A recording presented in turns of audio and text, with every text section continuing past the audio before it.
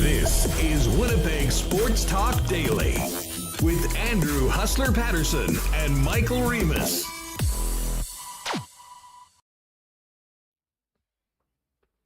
Hey, what's up, gang? Welcome to another edition of Winnipeg Sports Talk Daily, a little preseason game day edition before the Jets round out the home portion of the preseason tonight, taking on the Calgary Flames, and a much more NHL-looking lineup than we've seen from the visitors in the first two games here in Winnipeg. Got lots on Jets training camp, lots on the battle for the final roster spots. Jamie Thomas is going to jump on with us, and we'll also have an extended conversation with Murat of The Athletic heading into tonight's 7 o'clock game down at Canada Life Centre. Can't forget about the 13-2 Winnipeg Blue Bombers. Bombers back at home on Saturday night against the Edmonton Elks. By the way, Dustin Nielsen, our good friend, is going to be calling that game for TSN. He and I just hit all of the CFL games in today's edition of the Lock Shop. So wherever you're getting your podcasts, just search Lock Shop. Make sure you give a sub that, or you can check out our Twitter feeds for the video version of that. Darrin Bauming, though, will give us the latest on the Bombers practice, preparation for the second last home game of the season, but the final game against any team that's not the British Columbia Lions. Edmonton in town, DB in hour 2 with the latest on the Bombers, and looking forward to getting Darren's take on Kyle Walter's move of yesterday that we talked about reacquiring Eldon Darby from the Hamilton Tiger Cats. And we'll get Darren's thoughts. He covers the Bombers so closely as to whether Kyle Walters is done or there might be another spot on the roster on the wish list. But tons of Jets talk today. Of course, the season gets going a week from today. Jets home opener a week from Friday against the New York Rangers. So a lot of excitement. And I got to tell you, and we'll get to this with Remis in just a second, I'm really excited for this game tonight. And I mean, I've been to thousands of hockey games here in Winnipeg. I'm not usually ramped up for the preseason, but I'll tell you what, that game, everything about Saturday was so special, again, with the Howard Chuck ceremony beforehand, the special guests in attendance. But let's face it, when we left the rink on Saturday, we were talking about Brad Lambert. Lambert's getting another opportunity to play tonight. It'll be very interesting to see how he can match up against a much more NHL caliber roster of the Calgary Flames. So we'll get to all of that. Just before we do, though, a huge thanks to the sponsors that make this show happen each and every day, including Coolbet, Princess Auto, Not Auto Corp, Wallace & Wallace, Vita Health Fresh Market, Consolidated Supply, Culligan Water, Royal Sports, F Apparel, Aikens Lake Wilderness Lodge, Boston Pizza, of course, the great taste of Canada's favorite Canadian whiskey, Canadian Club, the Nick and Nicky DQ Group, Little Brown Jug Brewing as well, and of course our friends over at Breezy Bend. Let's get Remis in here and get this going. What's going on, my man? How are you? Really good. I agree. I am fired up. We've been asking, there's a lot of questions about this team, Winnipeg Jets, that we've been asking since the summer, and we're closing in on the resolution. This is like ending, a TV season we're approaching like the cliffhanger. Okay, who's making the defense? Are these waiver exempt players going to go down? Who's going to stay? And now Brad Lambert's kind of emerged as a guy who we didn't really think was in the mix at all for a playoff spot. Here, I can move you over for a playoff spot. And not a playoff spot, for a roster spot. And now we're talking about him. So really exciting. And yeah, I just want to do a little PSA. Tonight's game not on TSN. It'll be available winnipegjets.com. I guess if you got a laptop, you can watch it on that, or connect it to the TV with AirPlay or maybe casting. I don't know if it's going to be on the NHL app. I don't know. And then people are like, well, why is this not on TV? And Mike McIntyre tweeting out this is TSN's decision. I don't know what their TSN cutting costs, you don't say. Well, I don't know if they're like, they usually do a couple online games, and I wonder if their contract's only for like 4. They only have to do 4 preseason games, and it's pretty clear they don't want to spend money on travel just based on them not sending the crew last week and us getting kind of a pseudo national broadcast with Brian Mudryk and Dave Poulin on Friday in Montreal. But this is a game in Winnipeg, but it'll be on winnipegjets.com. So everyone asking, or listen on CJOB. Jamie Thomas is coming up. Well, I think he'll be on there, but I don't know what this winnipegjets.com broadcast is going to be. Is it going to be just the Jumbotron feed with Paul and Jamie, or are they going to actually do a broadcast? So how about this for a novel idea? Yeah. Get a ticket. Go to the game. Check it out in person tonight. Listen, I can tell you that, as normal, preseason tickets, there probably be plenty of season ticket holders that aren't going to the game or might be moving their seats. You can probably get some pretty cheap tickets on a resale site if you need. And listen, we've talked a lot about Brad Lambert. I know people have had a chance to see him. There's certainly no guarantees that he's going to be sticking around into the regular season. And we're going to talk about this Jamie Thomas. I think, and for most of the people we've talked about, it doesn't seem like the collective thought is that the Western Hockey League is going to be where he's ending up. But if you want to make sure you're getting a chance to see Brad Lambert, I would suggest you pop down, grab a ticket for tonight's game, and see what he can do. He will be one of the big focuses of this game tonight, Reem. There's not a lot of more of opportunities for these players to crack the roster or to make an impression on Rick Bowness. And it's not just the young players. It's certainly some players that have been in the lineup before. But we're going to see Morgan Barron for the first time in these preseason. He'll be playing with Lowry and Appleton. Looking forward to seeing what he can do in that spot and, with that opportunity after missing the first week of camp or so with some sort of an injury. You've got the fourth line of David Gustafsson in the middle with one of the great stories of camp, Saku Menelainen, along with Sam Gagner. And you got Ehlers, Connor, and Scheifele playing together as well, which leaves Brad Lambert, Cole Perfetti, and Dominic Toninato. And as we talked yesterday with Mike on the show, Toninato is a placeholder for Pierre-Luc Dubois. Dubois will be the 1B center, if you will, for the Winnipeg Jets. And in all likelihood, Blake Wheeler is going to be this guy on that right side. However, I think everyone knows that Rick Bowness was, shall we say, quite interested in seeing more Brad Lambert on Saturday night. We saw more and more of him throughout the game, and we saw basically every second shift Brad Lambert out there during the 3-on-3 overtime. So, this, while it won't be a true dress rehearsal if he was given that opportunity to play in regular season games along with Dubois, certainly playing with Perfetti, great chance for him to show what he can do again, earn a spot in that final preseason game. And the bottom line for Brad Lambert right now, Reem, is to, I think, convince the Winnipeg Jets organization that first and foremost, the best spot for him is to be playing professional hockey here in the city of Winnipeg, and then to give them a really tough decision as to whether they send him to the Manitoba Moose or give him a little look in the show to begin the upcoming NHL season starting next Friday. Yeah, that's something to watch. And when Mike McIntyre spelled it out yesterday, I think going into that conversation, and it's on our YouTube channel as a separate video kind of laying out, okay, there's really only like 2 or 3 spots available. It's just so easy to send Brad Lambert down to the Moose. He's 18. He doesn't have NHL experience, but it's pretty clear, from last game that this guy's got skill. He can make an impact. We talk about how much scoring they don't have in the bottom 6. I think he could definitely help there if he's NHL ready, and there might be some growing pains. But if he plays well again, I think you got to give him a look, see how it goes. We've seen a lot of Dominic Toninato and Jansen Harkins, and you're just not going to get offense from those guys. So I think, Brad Lambert, he showed he's got speed. He can definitely help you if you get to overtime. We know the Jets' overtime record last year was not good.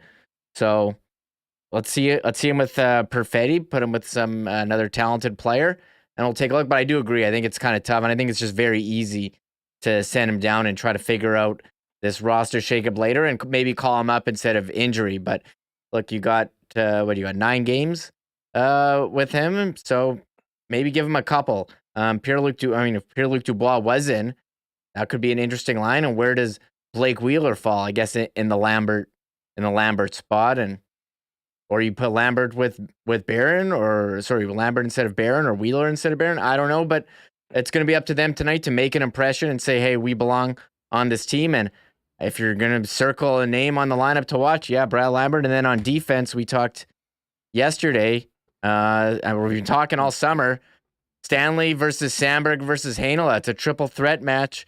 Who's getting that last spot in the lineup? Yes, it's a ladder match, and there's one spot in the starting lineup at the top of that ladder. And tonight at Canada Life Center, we'll see who survives going through into the next game.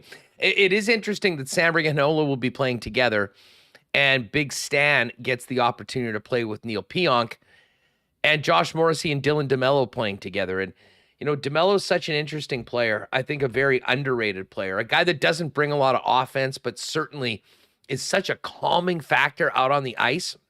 And every player playing with Dylan DeMello has had better results, better, all of the advanced metrics as to, how much puck possession they've had, how much they've been playing in the other end is better with Dylan DeMello. And, I think there's a real comfort level for Josh Morrissey playing with DeMello. And if that is the case, if you're playing those two players together, it does give you the opportunity for two pretty solid players on the other side.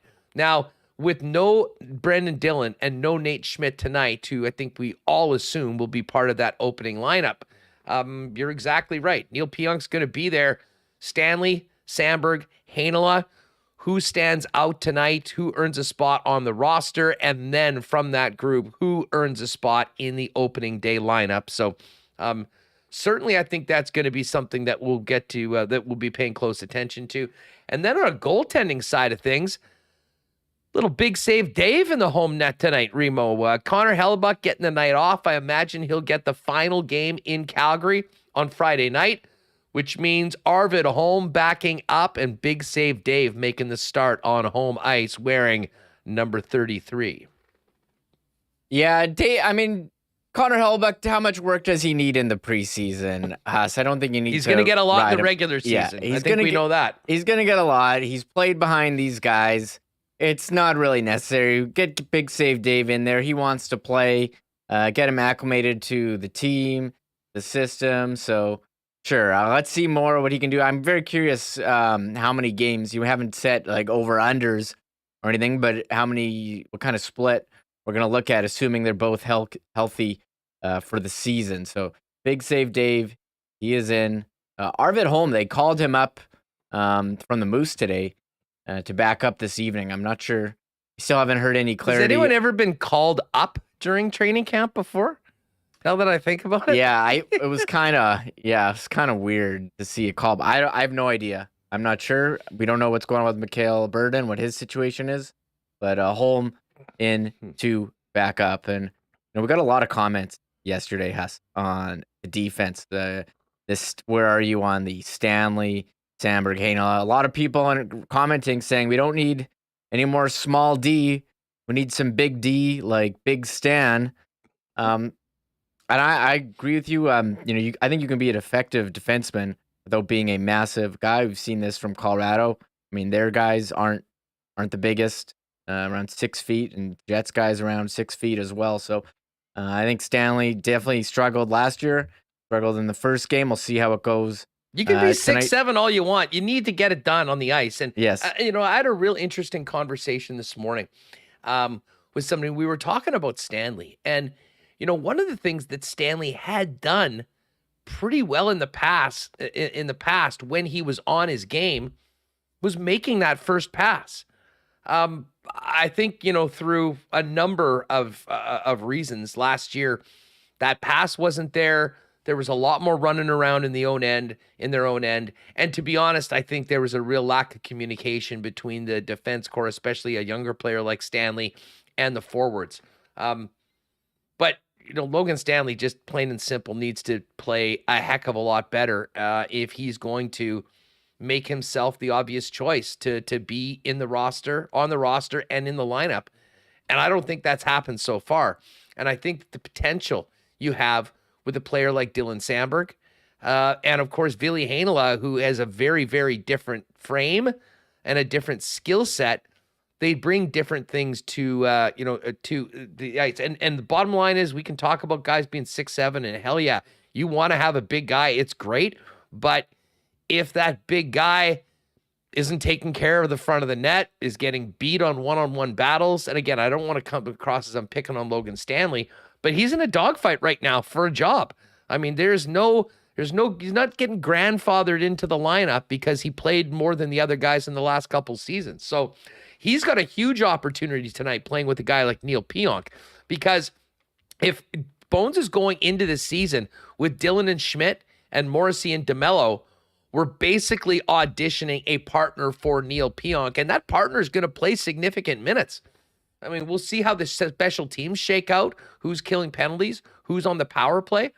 But at 5-on-5, if those are the three Jet pairings, I don't think we're going to see Neil Pionk have a majorly diminished role. So this is a big chance for Big Stan tonight to have a strong game and maybe boost his stock, which I think has collectively, when most people, we've been talking about this with most of our guests and other people around, the way that he started the season that he had last year, the way things ended last year, sort of had him maybe looking up, certainly at Dylan Samberg.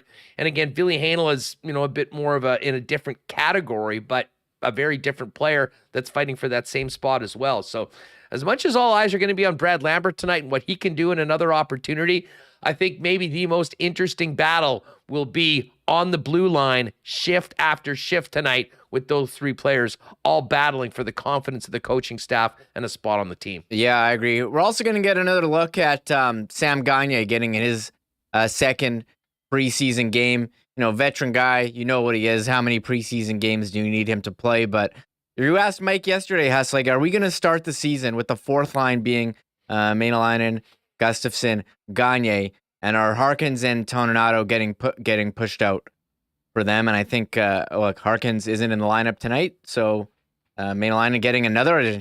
Has he played in almost leading the team in preseason games here since game one? I mean, they're taking a long look at this guy, bigger guy and some NHL experience. Went to finish league, older player, but I wonder if he can make an impact and be a solid fourth line guy with Gustafsson and Gagner if that's it. So he's getting another look. I think if you're Toninato or Harkins, maybe you're kind of worried about the security of your roster spot. Well, for sure. And Dominic Toninato is, a player that can be on the roster, but he is, he's basically, I think you could say, am I fair in calling him a replacement level player? I was going to say that. Yeah. You know what I mean? If you need to call on him, he can come in, he can kill a penalty, he can play a regular shift on a fourth line. But I don't think very often we've talked about Dominic Toninato being a major difference maker. Now, part of that might have been how little the fourth line played in the past, and we'll see whether that's any different under Rick Bowness. But read the room, folks. The fact that he's in Dubois' spot right now tells me that he's in all likelihood, the 13th forward or the 14th forward. And yes, for Jansen Harkins, I would be somewhat nervous watching this. You've got the signing of Sam Gagner. I would assume that he's on the squad. And the fact that Maenalainen has caught the eyes of the coaching staff as he has throughout this, and will have another opportunity to show what he can do playing with David Gustafsson, who I certainly think projects to be that opening day fourth line center. A lot of intrigue going into this game tonight. Hey, let's get to the why not question of the day. And again, we've been getting some great feedback from the folks on the YouTube channel. If you're listening on the podcast a little later on and you want to get your thoughts in on the why not question of the day, just go to Winnipeg Sports Talk on YouTube. Make sure to hit that red subscribe button while you're there and add us into the comments with your thoughts on the why not question of the day. And it's a real simple one today. Who's making the team? Are we going with, give us a player that you think is in and a player that you think is out. Going in, again, obviously, nothing's set in stone yet because there are still 2 preseason games and much more to happen before we get to next Friday and that big home opener for the Winnipeg Jets. We'll hear from Rick Bowness in a few minutes, and we'll get back to some more chat on the Why Not question of the day for our friends at Not Autocorp at Waverly and McGillivray and online at not.ca. We are going to get ready for this game tonight, and we'll fill you in on the broadcast as well. We had a bunch of questions about that as far as where people can see it with Jamie Thomas. Just before we do that, big shout out to our guys down at Consolidated Supply. Great to have Spicy and Joe and Gino on board with us. You may not know, but they've been the leaders in the golf industry for a number of categories in a long time. Bottom line is, when it comes to beautiful lawns and irrigation, they've got you covered. And if you're sick and tired of mowing grass or want to build that dream putting green, they've got incredible artificial turf solutions that our guy, longtime listener Joe, can help you out with that. If you're maybe thinking about putting a dream putting green in the backyard. Speaking of that backyard, outdoor kitchens, hot tubs, so many cool things that they can have to build your backyard of your dreams. And while you're at it, thinking of the upcoming golf season, golf carts. Maybe you need have a use for a cart and some sort of an industrial capacity. Maybe you need a 4 or 6 seater. They're the club car dealer for Manitoba. They've got some real souped up, tricked out ones. They can custom do one for you. Find out more down at Consolidated Supply. And you can check them out online at cte.ca or pop down and see them. They've got a great headquarters. It was so much fun getting a tour of that place. 1395 Niagara Road East, or give them a call at 470-3832. Hey, if you want great prices on natural and organic supplements, beauty products, and groceries, you should be shopping at one of 7 Vita Health Fresh Market stores or online at myvita.ca. Of course, Thanksgiving just around the corner. Vita Health carries Winnipeg's largest assortment of local products too. And when you shop at Vita Health, you're supporting a great local company, family owned and operated since 1936. Don't forget about those great, delicious lunch options at their Vita Market Grab and Go Deli, including Vita Market salad, soup, sandwiches, and more. Vita Health Fresh Market, empowering people to lead healthy lives. 7 Winnipeg locations, including the newest store in Linden Ridge, and online at myvita.ca. And hey, I got to give a big shout out to Nathan and Gord down at Wallace & Wallace. Was down at Wallace & Wallace today. Man, it was an eye-opener there. I didn't know a lot about fences before. We've talked about them, got to see everything that they're doing. What an interesting and successful local company. And they are the fencing experts and have been for decades. What you might not know is that they're also the leaders in overhead doors and garage doors, working with Clopay, the largest garage door manufacturer in the world. And just in time for the change of seasons, you can get a brand new garage door built, delivered, and installed within 4 weeks. Or might be a good time to talk to the experts in Wallace & Wallace about servicing if you've got any issues on your garage door before we get to winter. Best way to do that, pop down and see them as I did today at the showroom on 90 Lawson Road. Find out more at wallacedoors.com or give them a call. All right, let's talk some Jets. We got a game tonight, final home preseason game before the show starts for real next Friday as the Rangers come to town. And Jamie Thomas of Jets TV joins us now from Winnipeg Jets HQ. JT, what is up, man? How you doing? Looking forward to this game tonight. Yeah, it's been a long time coming. I think waiting for the Jets to get as close to the opening night roster as possible, and then have reasonable competition as well, right? I think Calgary's dressing a fair chunk of their opening night roster as well, and I think Rick Bowness said it best today, where he wants guys like Brad Lambert to go up against quality competition, and I think that's completely fair. We've seen pretty well what Lambert can do in 2 games so far, but also I think we all know that roster that Edmonton brought here on Saturday wasn't exactly elite, and Montreal was a pretty good roster, but I think this challenge tonight against the Calgary Flames will be pretty stiff for the likes of young Brad Lambert and the others that are trying to get their foot in the door for the opening night roster on the Jets. Yeah, I mean, with the exception of Hellebuck and Markstrom, the 2 elite starting goaltenders of these teams who won't be playing, I mean, a pretty good look at the majority of Daryl Sutter's lineup. We will see Jonathan Huberdeau playing with Lindholm and Toffoli, Nazem Kadri in the middle with Dubé and Mangiapane, and Mackenzie Weegar playing with Chris Tanev on a really elite top pairing. Amazing the job that Brad Treliving did. So it'll be interesting to see Calgary, but you're exactly right.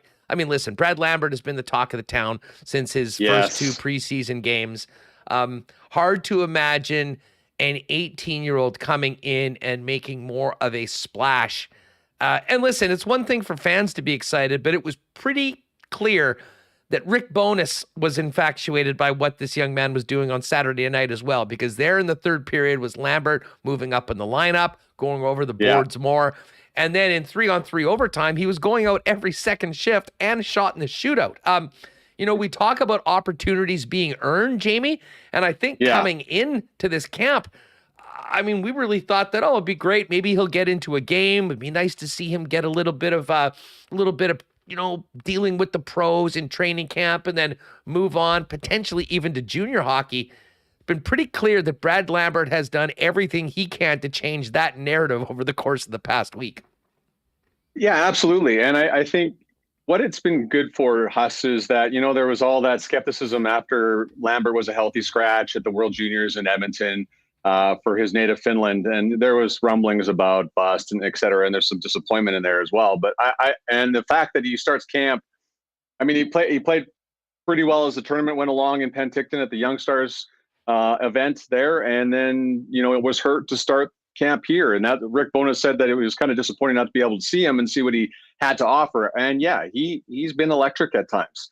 And I think this is kind of, I don't want to say accentuated the fact that how good of a pick that was at 30th overall in the first round this past June. I think a lot of people, I think the Jets were clearly, as a scouting staff, were thrilled that he dropped that far, considering where he was, expected to go before last season started.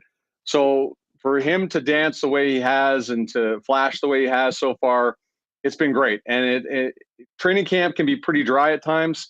What Brad Lambert has done is kind of spice things up a little bit. And I love the fact that that Bowness has got him with Tony Nato and Perfetti, two of the more the top picks right there, and Perfetti and Lambert combining, and they had a pretty goal that was called back in an offside in that game against the Edmonton Oilers. So excited to see what those two will look like together on the ice on the line.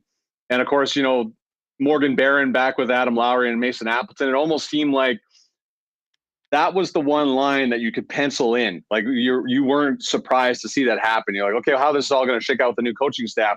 You just felt that Morgan Barron, Adam Lowry, and Mason Appleton were going to be put together. Morgan Barron injured to start things off and now gets his first preseason game. So excited to see there. And then, Saku Menelainen, a big body guy. And what I've liked about him outside of his play in the preseason is he's kind of getting underneath the skin of his teammates at training camp. You saw him and Blake Wheeler slashing each other the other day at practice at the Iceplex. If he can get underneath the skin of his teammates, that means there's that, that huge potential of getting underneath the skin of the opposition as well.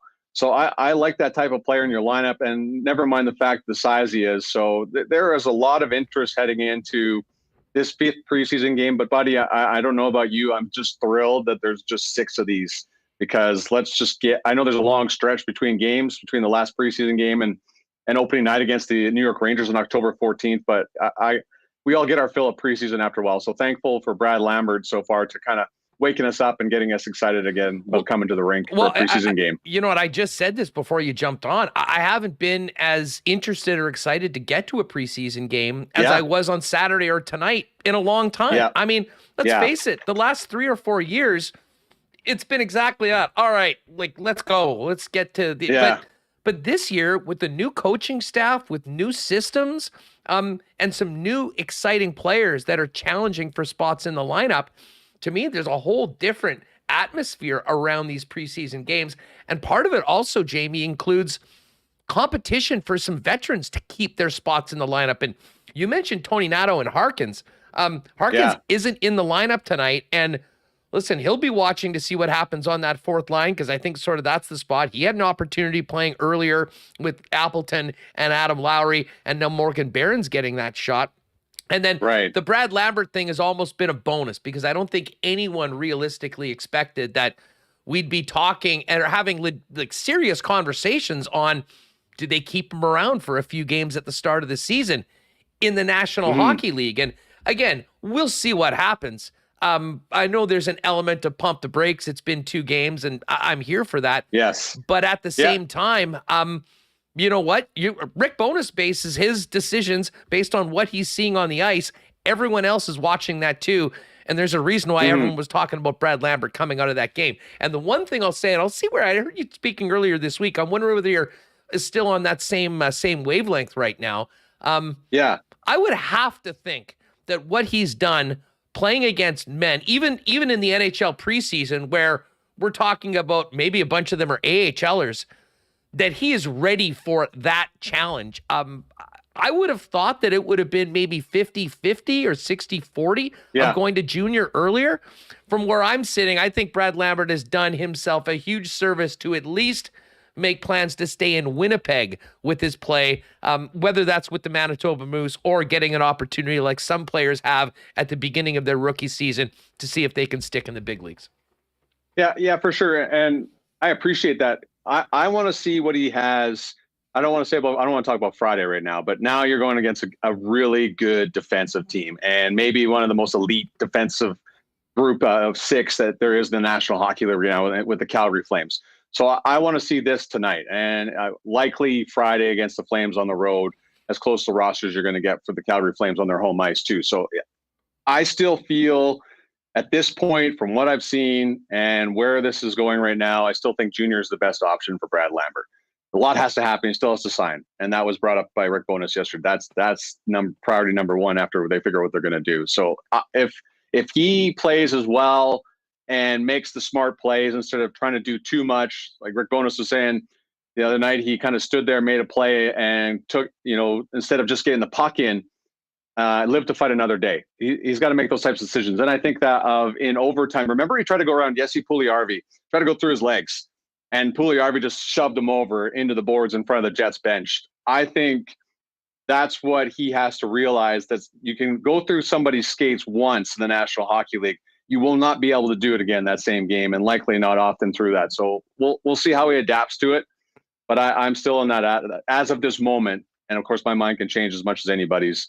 I still think junior is the best place for him as of we're talking right now. To be honest, that's kind of the reason why I hope that he doesn't go there, because he's going to be able to do that shit all day long against players in the Western Hockey League, against totally 16 and 17-year-olds. Like, we all know, no matter how talented you are, you get playing with the big boys, and I'll include the American Hockey League in that as well. And there's sometimes some hard lessons that have to be learned. And when you see the package that he has with what he's done, even if it's not going to be at the NHL level, and I think that's still way, way off, although if he plays well enough, considering the market and the makeup of the roster, I think there certainly would be the potential that, based on injuries or whatnot, if things are going well at the A, he could be a call-up. But I just think that maybe some of those lessons to be learned to prepare him sooner for the NHL might happen at the American Hockey League level. But again, not our decision to make, but he will have the opportunity to make that decision that much harder for the Winnipeg Jets when things get going on tonight. What do you make of, what do we know about Dubois? I mean, he was out there today. He's out. Toninato getting an opportunity, sort of. I mean, I would say that it looks like he would be somewhat of a placeholder for Dubois. I think if you read the tea leaves, and certainly Blake Wheeler would be that guy that is taking a seat tonight for Brad Lambert. Is this pretty close, do you think, to our lineup right now when we get to the Friday game, minus Dubois and Wheeler not being in it? Or are we basically talking about 2 more games for the likes of Menelainen to show that he belongs, and maybe Jansen Harkins getting back in for one final opportunity to say, actually, coach, I need to be that guy? I think because of, listen to Scott Arniel the other day before the Oiler game, because of the division of Jets playing, we all know it's a heavy, heavy division. So to me, Saku Menelainen kind of fits in there, heavy forward that you need, that big body with the reach, can kill penalties. And he's kind of like stepped in there. So, and I know Jansen Harkins still has a lot of say in this so far. Clearly Dubois and Wheeler are going to be in there. Just another chance, David Gustafson's got some nothing to, not going to say so much to prove, but he's got to put his foot in there somewhere as well to make this a little bit more difficult.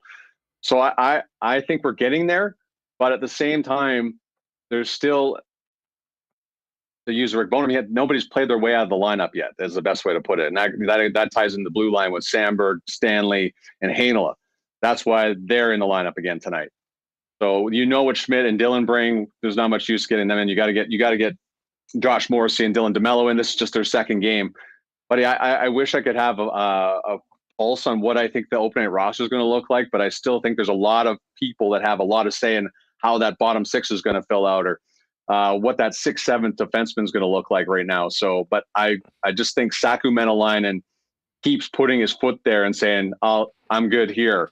And, talking to him the other day, he comes over back from Europe and he says he realized this is like his last chance to play in the NHL. And again, speaking with Rick Bowness, players, when they go, I asked him, what is the difference when a player comes to the NHL, goes back to Europe, and then comes back to the NHL again? He says a lot of these guys come back realizing they have to work for that ice time rather than expect the ice time. And I believe that's where Saku Menelainen is right now. And it's showing. I just, he has answered the bell time and time again. And this is what, again, has made camp more interesting this year, because there actually is battle. When training camp started, Huss, I'm sure you were the same. We're all sitting there. I think a lot of these spots are taken care of. Like, we were sitting back going, okay, this is probably going to be the most blah camp there is. Well, hold on a second. There's been a lot of people putting their foot in the door here. And again, going back to our original point, it's just been a lot more interesting to watch right now what's going to transpire and how things are going to look in just over a week's time. Well, to be honest, I mean, I will, I guess, sort of agree with you. I didn't know what to expect because it was going to be Rick Bowness, but I can tell you that the last few training camps was exactly what you said. I mean, we sort of knew the way Paul Maurice operated. We knew the guys that he liked. We knew the players that were there. There wasn't a lot of suspense, and really, it didn't seem like there was a ton of legitimate competition. It's far from that right now. It's incredibly refreshing from the outside to be watching it. And you know what else has been refreshing? To hear Rick Bowness speak so candidly and honestly with the fans through the media, with some of the things that he's said about what he's trying to instill.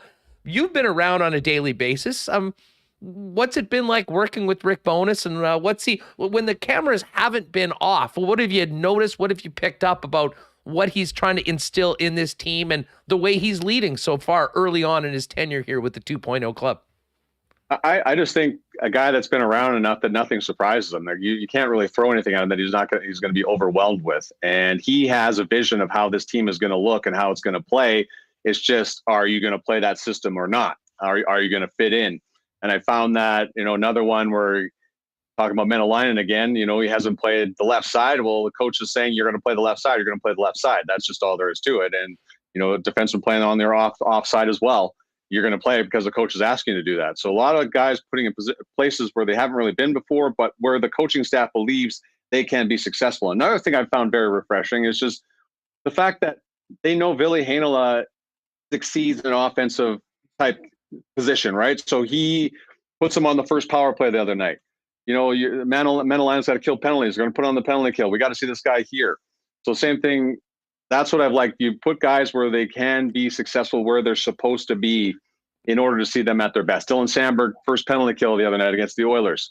So I like that. I like that he's pretty clear about where he feels people fit in, where people are going to succeed. And that part has been rather enjoyable. And the fact that he's just a great guy with a lot of positivity in a city and a team that needs the positivity. It's just been too negative here for far too long. And that part to me is, I think people are starting to understand that this is a whole new rodeo. This is a whole new situation. It may be some of the same cast of characters, but they're being put in different places. And that's a good thing. And not to knock anything that happened before, but this is what's going on right now. And I think it's exactly what this team needed. Jamie Thomas of Jets TV and, of course, the radio broadcast, along with Paulie on 680 CJOB, with us here on Winnipeg Sports Talk. The one competition that we did know, and we were expecting it all summer long, was the blue line. I think we maybe thought there might be 2 spots available for those 3 guys as opposed to 1. But with the 5 veterans here, I mean, it's pretty simple to assume that for the 14th of October, only one of Dylan Sandberg, Ville Heinola, or Logan Stanley will be playing for the Winnipeg Jets in front of the home fans that night. Whether they're on the roster, we will see where that goes out. But as far as that three-way battle, do you take anything that Logan Stanley's playing with Neil Pionk tonight and Ville Heinola and Dylan Samberg will be together? And any thoughts on if one player has sort of done a better job than the other two to maybe inch ahead of them in the eyes of the coaching staff going into some very important decisions before the 14th?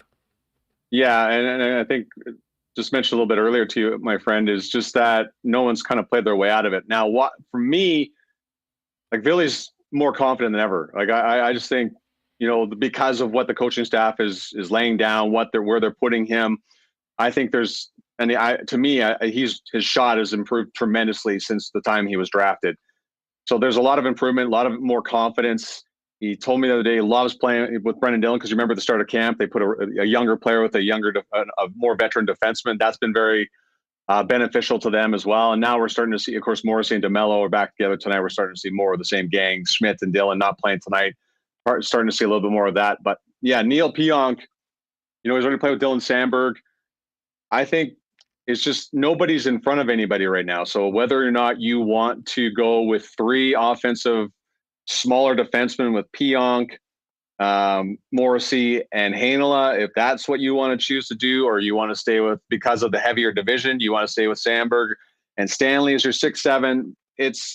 That's why these next two games are so important, because I, like anybody else, have not seen anybody, like they haven't played terrible and they haven't played where they're like, this guy's been this much better than the other guy. So I think everything's pretty even right now. So now again, with the more stiff competition with Calgary's, some pretty elite lines, those first two lines, let's see how this all shakes out, because now the real challenge begins here. And now the pressure is on because decisions are having to be made. Does anybody buckle under that pressure, or does anybody come and say, bring it on? That's what we're going to see over these next 2 days. Well, and one of the other things that Bowness has mentioned, and this is not unique to Rick. I mean, certainly Paul Maurice had mentioned this before. I mean, when you're talking about rounding out your roster, there's often key roles that you need to be filled. I mean, Maurice always talked about the guys that he wanted in his fourth line were guys that, could be checkers and certainly could contribute to the penalty kill. It's very interesting. I mean, Ville is a guy that can help on the power play and looked really good on Saturday in that opportunity. And Brad Lauer, we heard yesterday on the program, speak glowingly of what he did on the man advantage. Dylan Samberg's a guy that really has to establish himself in a PK role. And Logan Stanley, and I'm not sure whether this is an advantage or a disadvantage, they've got a lot of tape, albeit not necessarily this coaching staff, on what Stanley's been able to do in a penalty killing role before. And, how they play in these next two games, I think, will be the number one factor in who gets that first opportunity. But you can't ignore the rest of the roster, how it's coming together, and where they feel they might have more of a need on one side of special teams as to who might put themselves in a better position for that coveted 6th spot on the home opener. Yeah, and that 6th spot, I think, has to be a penalty kill situation too, Hustler. I mean, and they got to get better in that department. The penalty kill has come under fire, and for very good reason. And if they want to get in the upper part, in the top 10 of the league, somebody has to lock that down and be a part of the solution, not be part of the problem. So that another fascinating part of this whole thing is who is the better penalty killer, who's going to grab that. And I know Logan Stanley is there, but Dylan Samberg, this could be his first full year. He looked great at that time, then looked lost at other times, which is to be expected in your first foray into the National Hockey League. I always think of that game in Florida, which probably isn't a very fair evaluation because of how good Florida was last year and the way the schedule shaped out for the Jets last season too. So, the fact that they put Ville with Neil Pionk in the second power play unit in the morning skate, there's like another, okay, you're going on the power play. Morrissey's going to do the first power play unit. Here's another chance to show where you can be, where you can help us out here. So all these things are being put into play tonight, my friend. And so glad that we get to be a part of it, and so glad that this is happening, because it's great theater right now. Now, there was a lot of talk about watching the game tonight, and I suggested maybe people go old school and get a ticket and show up tonight and actually get the chance to see Brad Lambert, first and foremost. I will be there. But if people aren't able to get there. It's a little different tonight. It's not going to be on TSN. Fill us in on how the broadcast's going to work. What do we know about who's calling the game? And obviously where people can find it. A little different than normal tonight. Yeah, pretty simple, my friend. WinnipegJets.com is where you're going to be able to watch the game. We're going to be streaming it tonight. You'll hear the melodious voice of Paul Edmonds for that one because, the TSN guys, they're new. They're trying to work their way in here. John Lou's like, I don't know if I can do this every night in the preseason. Dan Robertson's like, and then Kevin Sawyer wants to take another vacation. So we're more than happy to fill in for them. So the game's on the website, as you can see right there, WinnipegJets.com. Tune in and all the fun will be there. We'll stream that one for you guys because you have to get your fill of the Jets if you can't come to the building tonight. But I know it's beautiful outside. But why not come to the rink? There is something hot going on inside the building. If I could sell it any better than that, because I'm all about selling the tickets, Huss. Hey, you know what? We got to tell the best thing for Dan, especially being here new, and John returning. Like, let's connect with the fans. Boys, I got a spot for you up in 316 tonight. I'll have a cold one for you at the intermission. You want to pound the pavement, shake some hands, kiss some babies? We got a spot for you tonight up in the corner of the upper bowl for this game tonight. Just because you're from here doesn't mean it's just like you roll in here. I'm from Winnipeg. Oh, everyone's going to love me. That's not how it works here. You have to earn your right here. And you know what? Lou would also have the opportunity today with this gorgeous weather to show off some of that legendary drip by maybe bringing out the short suit for today. Yeah. Like this is a day for the short suit. He can pose by the Howard Chuck statue. This is your time, John Lou. Like, apparently he brought a trailer with him with all his fall wear. So we're all going to sit back and see and make, you know what? I felt like I have some pretty nice suits, but John Lou comes in on the first day. I'm looking at him like, you butthole. Like, come on. Like, it's just, I got to go buy a new suit. Rennie's sweating right now because, there's a new sheriff in town when it comes to the fashion game amongst the Winnipeg media. Hey, jokes aside though, I'm sure, obviously we saw that great message of John so excited to come back to home for him. And Dan, anyone that's seen the games know that we are getting an incredibly accomplished broadcaster to fill the huge shoes of Dennis Bayak. But if you come across the guys, have you had a chance to chat with them quite a bit? What are you getting about the excitement level of those two to be a part of the team bringing Winnipeg Jets hockey to this fan base all season long? Well, the best part about John Lou is I don't have to tell him where anything is, right? He knows every street inside and out. So he goes, where do I have to go for this? And I've lived here 5 years now. I'm terrible. I don't know where anything is. I just go, I used to just go over there. So I don't adventure out too much. But Robertson sat beside me on the plane. Great guy, talked my ear off, which Dennis did a lot too. But more times it was me asking Dennis all kinds of questions on the plane. But Dan's a fantastic guy. Very thrilled about being here. And, it's two new guys in the back of the bus when we're on the road with Edmonds and I, and of course, Kevin Sawyer. Lou's not traveling to start, which I don't blame him because he's just trying to get his feet wet here and proving himself with his wardrobe and all that stuff like that and showing off what he knows about the city of Winnipeg. But Dan's been great. So I don't feel bad for him. It's just really great to see that TSN has found a way to do a good job of replacing people. It's not easy to do. Sarah and of course, Dennis, legendary here in the city of Winnipeg. So it's great to see that TSN stepped up to the plate and found two very able replacements. Well, I'll say this. For obvious reasons, I still have some issues with our former employer. However, Remis maybe said it the best. Said it the best. The TSN Jets crew had a Brad Treleving-like offseason. You had to fill in for Dennis Bayak and Sarah Orleski, and we get John Lou and Dan Robertson. So, Remo, maybe... Remis, genius. Genius, Remis. Thank you. Shut it down for the rest of the week. Take the rest of the week off. It doesn't even matter what you do now. You don't even have to do anything. Tell Paterson to do his own button pushing. He's fine.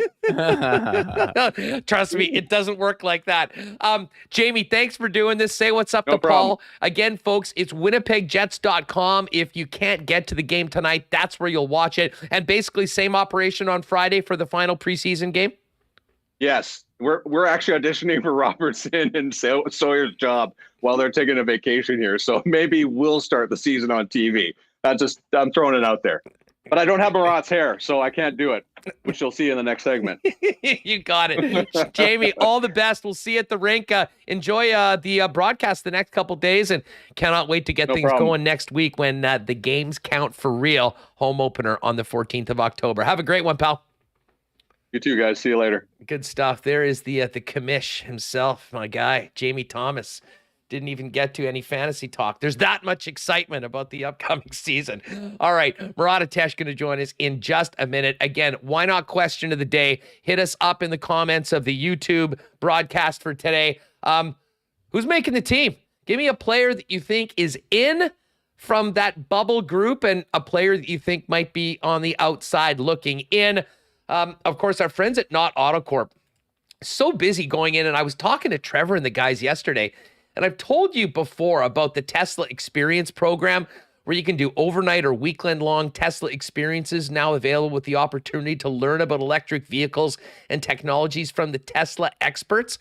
They've got 30 Teslas on the lot right now. My guy Andre sent me over a bunch of other great vehicles that they've got, including a 2017 Jaguar F-Pace, a 2018 Lexus NX300, and a 2018 Audi Q5. Just an example of some of the great premium pre-owned vehicles that they've got there.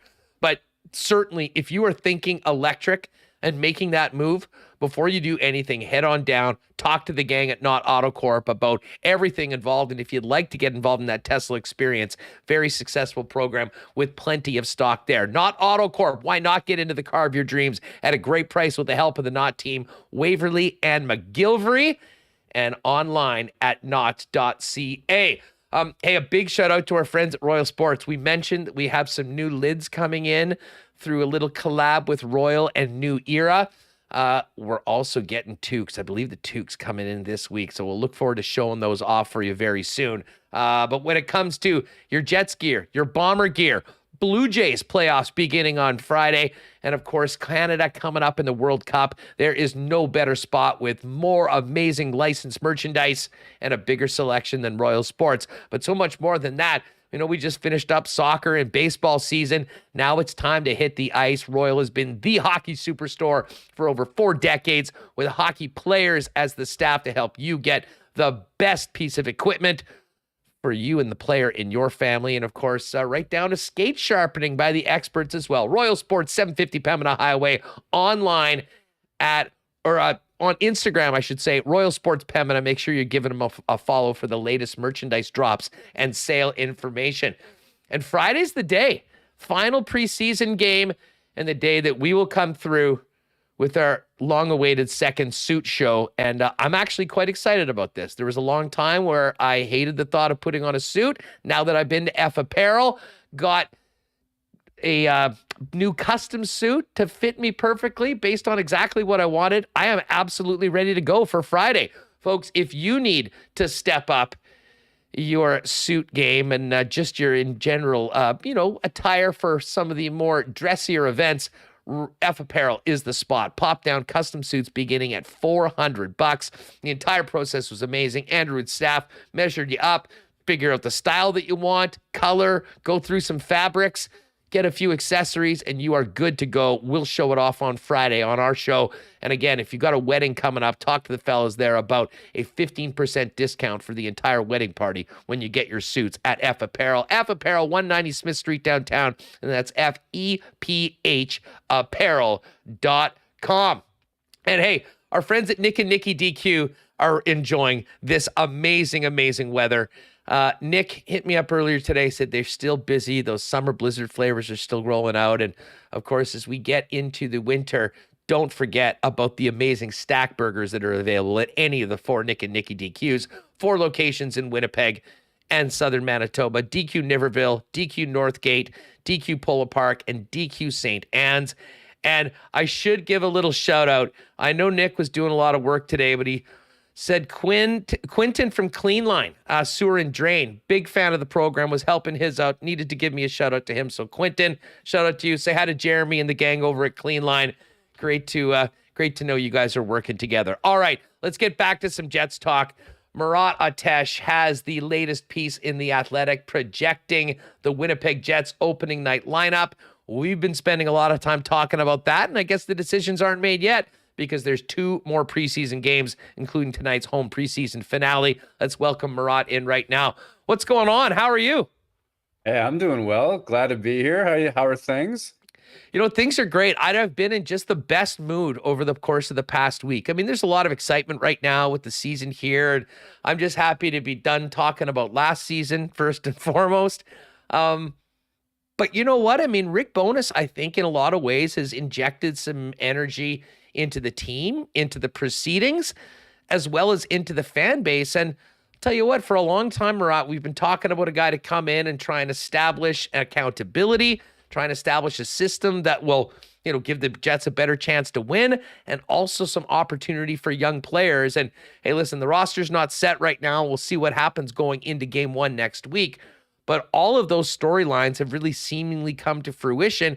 And then there's just the refreshing way that Rick has sort of candidly talked with fans through the media about what he's trying to accomplish and what he's seeing. And overall, it's been a real fun couple weeks. And got to tell you, the mood around the fan base, I think, continues to get more and more excited for what's to come next week. But like I said to Remo, I haven't been jacked up for preseason hockey like this in a long, long time. Before, it was like, let me know when the season starts. I'm looking forward to going to this game tonight. I can't wait to see Brad Lambert again. I'm looking forward to seeing what the 3 defensemen on the bubble are doing to jockey in their positions right now. So, I mean, there's a lot to be interested in, even at a time that, often can be a little tedious towards the end of training camp and the exhibition sked. I mean, the mood is about hope and expectations. And when you have a reasonable belief that things are going to get better in some way, maybe a little bit, maybe a lot, I think that you're not alone in terms of how jacked you are to just see where things are going. For me, Rick Bowness at 67 years old, I think he's still 67. I don't know what month he was born in, but 67 at the time of his hiring. There's an ability that he brings that he's seen basically everything before in terms of the ups and downs of the NHL, going back to his time in Winnipeg in the 80s, going back to the expansion Senators and everything in between and since then as well. And with people like that, there's sometimes a possibility that having seen it all and said it all and done it all, well, you're nonplussed by everything. You think you don't have it in you to act. You don't have it in you to be sort of hungry for change and improvement. And I think what we've seen from Bowness is that he has that hunger. It's not that he's seen it all and done it all and is therefore going to be complacent with this team. It's that he knows sort of which buttons to push. And admittedly, it's preseason, of course. Winnipeg has 0 points in the regular season standings. There's just a sense that he's teaching what needs to be taught. He's communicating in ways that need to be communicated in.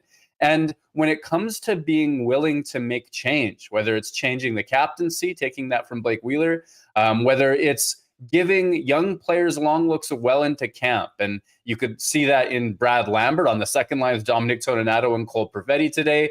You could see it in a player like David Gustafsson, who last year was on the 5th or 6th line, depending on how you wanted to draw it up, never really had a shot. And it looks like he's on his way to making the NHL team. You can certainly see it with Ville Heinola and Dylan Sandberg partnered today with a chance to have at least one, possibly 2 last auditions. But this could be the last night for some people as they try to make the team out of camp. Now, Murat, let's, I think probably on the show for the last couple days, at least half of the conversations have been surrounding Brad Lambert. And off of air, maybe 90% of my conversations with people have revolved around Brad Lambert. I mean, the 2 games that he had, we didn't do a show on Friday for Truth and Reconciliation Day. We hadn't seen him play yet. And we saw that game in Montreal, what he did, especially in the 3rd period. And then as much as Saturday was about Dale Hawerchuk before the game, and certainly with that beautiful ceremony and all the special guests coming in, unveiling the statue, walking out of the arena, everyone was talking about Brad Lambert. It didn't seem even remotely possible that we'd be having conversations like this a week ago, and yet here we are. What do you make of his situation right now? How much has he accomplished in these 2 games and in training camp so far? What's at stake for him right now in these final 2 games? And could we be talking about a very, very tough decision involving an 18-year-old player in a week's time? Well, he has come from a long way back and done everything that he's needed to do. So we could be talking about a very difficult decision to make. And it will be a difficult decision whether he makes the Jets or gets sent to the Moose because he's done so much with so little. Yes, last week's rosters were not the Jonathan Huberdeau, Nazem Kadri, Mackenzie Weegar laden Calgary Flames, as Winnipeg's going to find out tonight and see how everybody can do. But Brad Lambert has done everything in his power to make decisions tough. For me, I think back to the draft when we met him in Montreal, and all the questions were, about his confidence, reclaiming confidence. The questions were about, well, why did you fall all the way to number 30? You look at that World Junior situation where he doesn't even play in all of Finland's games, and you start to wonder what the ceiling is on this player. You even go to, early on in camp, rookie camp, the guy is getting asked questions about his confidence. And let me tell you what, Huss, from day one of Jets camp, I see a player who has tremendous confidence, tremendous belief in himself. He's going at veteran players, not in a physical way, but in an attacking lanes sort of way. He's finishing plays on experienced NHL goaltenders, and he's doing all those sorts of dynamic things that I think fans who have tracked him for a long time and saw that top 5 talent, would have liked to have seen and were really hoping for. So he's come from a long way back in 2 exhibition games, all those overtime shifts where he was dynamic, carving through the opposing defenders. That goal that got disallowed where he and Cole Perfetti were just seeing things that the PK wasn't. I know that got called back for offside. Everything in his power to prove himself as an offensive player, he's done that. His waivers exemption means, yes, it makes sense. Well, I guess he doesn't technically have a waivers exemption. He needs an ELC, and we can talk about that because I spoke to his agent yesterday. All to say, he's done everything that he can.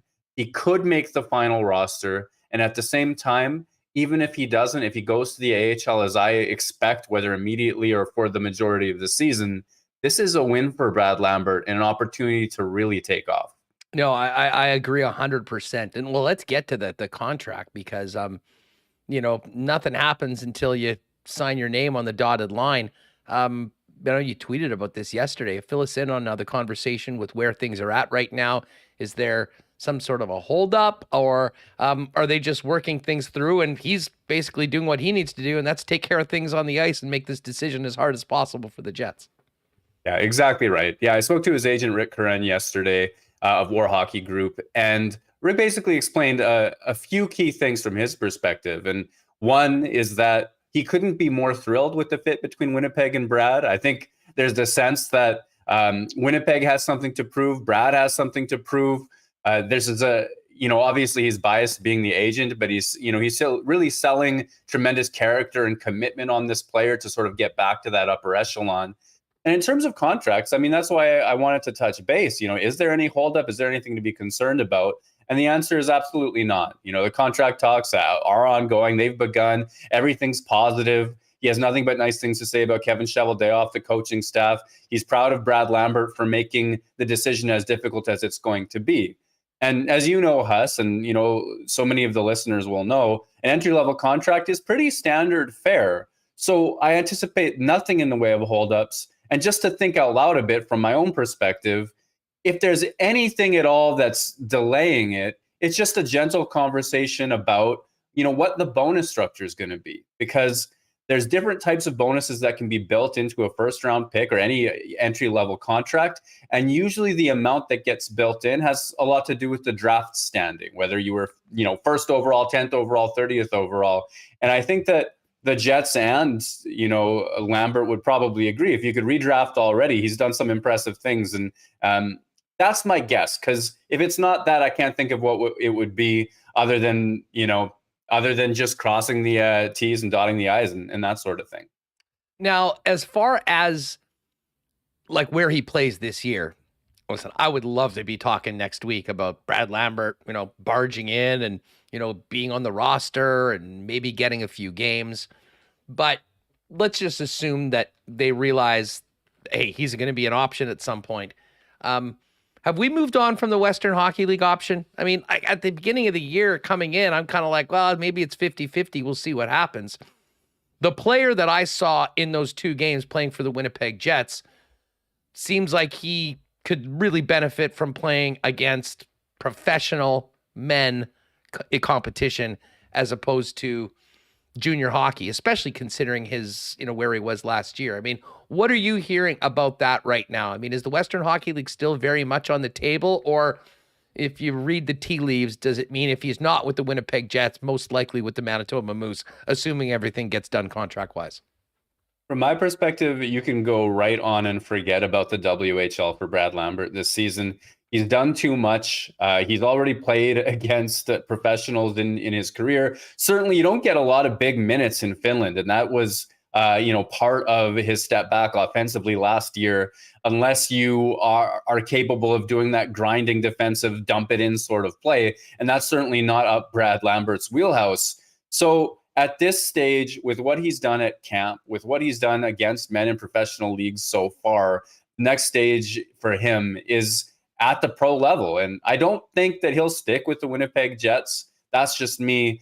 I do think that he's capable of having a tremendous season for the Manitoba Moose. He's just 18 years old, but we've seen teenagers take tremendous steps at the AHL level in recent years, whether Cole Perfetti during the pandemic-affected rules situation, for the Manitoba Moose, that was a tremendous step forward from him coming out of the OHL. We saw it with Jack Roslovic and Kyle Connor. There are tremendous things that young players can do at that level. And I think based on the speed, the attack, the confidence that we've seen from Brad Lambert against essentially AHL level rosters, there's every reason to believe that he can be an impact player for Manitoba this season and go through the ups and downs of a pro season where he is one of the impact players and develop into that player that was thought to be a top 5, top 10 pick. Well, and one other thing I'll throw in, and this is not something I would have said a week ago, but even if you, and this is not the case, but even if you just said that, it's a wash as to where he would develop better and what would be better for the player, Western Hockey League to American Hockey League. At this point right now, with everybody healthy, okay, maybe he's best suited for the American Hockey League. I'm telling you right now, based on the guys that are in the mix on this club right now and the way the roster projects, if you add in Wheeler and Dubois in where Lambert and Tony Nato are tonight, a key injury in the top 6 or some offset players, I don't think there's a logical guy just moving up in that lineup. I think that Brad Lambert becomes if he gets sit down right away and doesn't even play a game, but is playing in Manitoba and has a contract, I think he all of a sudden becomes a very viable option at some point during the season, due to injury or lack of availability of players that are in that top 6 based on even just what he's shown so far through camp in a couple of games. Well, and if you are Brad Lambert, having the camp you're having, believing in yourself like you do, why wouldn't you want to be that close? Worst case scenario, you're in the building, you're down the road, and you have an opportunity to be that call up into the top 6 should that take place. Like Rick Bowness has done a lot of tremendous things. One thing that I don't see him doing is going off the third line, being a shutdown line, taking on the powerful opponents, trying to shut down the biggest players there. So, that's not where Brad Lambert's going to slot in. The fourth line isn't where he's going to slot in. It's about a top 6 injury or opportunity in that regard. And those 9 games that he could play at the NHL level before using up a year of his ELC, well, that's most of a month. So if you get into a situation where there's a top 6 injury, Lambert's playing tremendously well in the AHL, or perhaps he's won it right out of camp. We don't know what these next 2 games will hold. Well, you can get some consistent development time out of those, 3 to 4 weeks that he would be with the big club and seeing what you can get out of him. And that's a situation that I think is win-win for everybody. I think to, some other players we can talk about, like Ville Heinola, who at 20 years old was made to go a month without playing for either team, the Moose or the Jets, and the impact that might have as well. So I think what Brad Lambert has done is given himself every opportunity to get impactful playing time on either club, probably the Moose. And then from there, he's in a great situation to build his career forward. This is a good story. This is great news for Jets fans. No, there's no doubt about that. Murat of The Athletic. Make sure you're subscribing to The Athletic and checking out all of Murat's content. I want to get to the blue line, but before we do that, bottom 6 tonight. That Lowry Appleton line is going to have Morgan Barron on it for the first time. And I think part of that was, maybe all of that was the fact that he'd missed the majority of camp. He now gets a chance to come in. Harkin's out of the lineup, and Manalainen gets another preseason game playing with David Gustafsson in the middle and Sam Gagner on the right side. Murat, how do you see this shaking out right now? And is Saku Manalainen earned himself maybe a leg up on a couple of the other veterans that we certainly wouldn't have been expecting a week ago?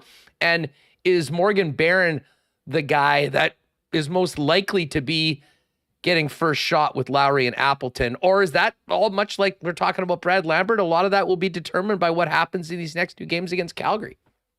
I think the auditions are real. I think that the opportunity is real. I think that the wait and see is real as well.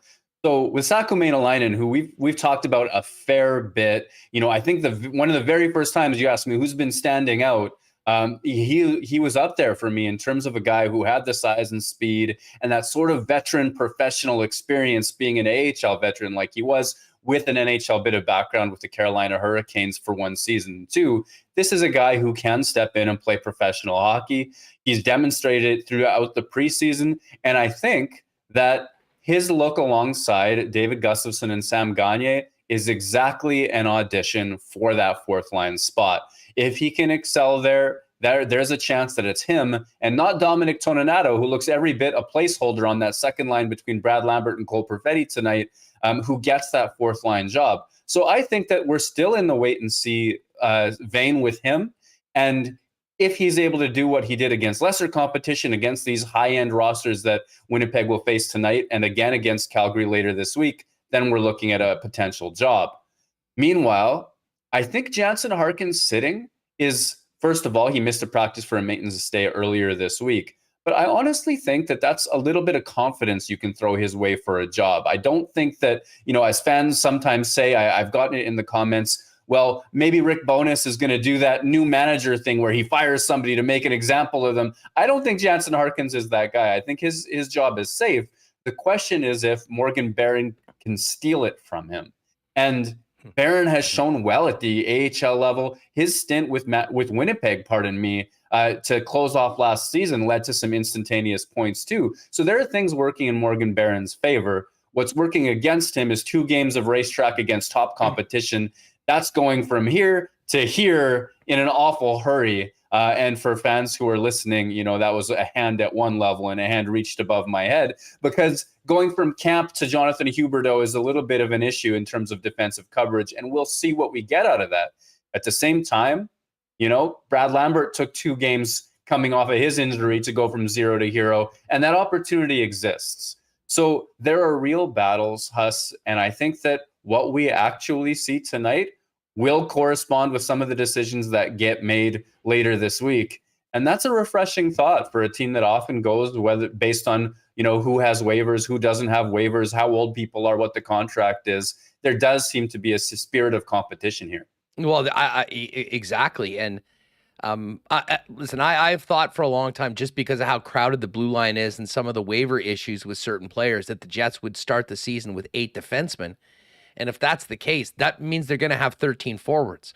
And I don't know, this is just me reading the tea leaves, but we know Dubois is going to be in there. We know Wheeler's going to be in there. If we take Brad Lambert out of the equation for a minute and just assume that he'll most likely be at least starting the season in the American Hockey League, Morgan Barron has this opportunity to grab a spot in the top 12. Manalainen's done a very good job. I mean, if Manalainen is in the mix, does it basically come down to Dominic Toninato being the 13th forward and Barron or Harkins on the roster?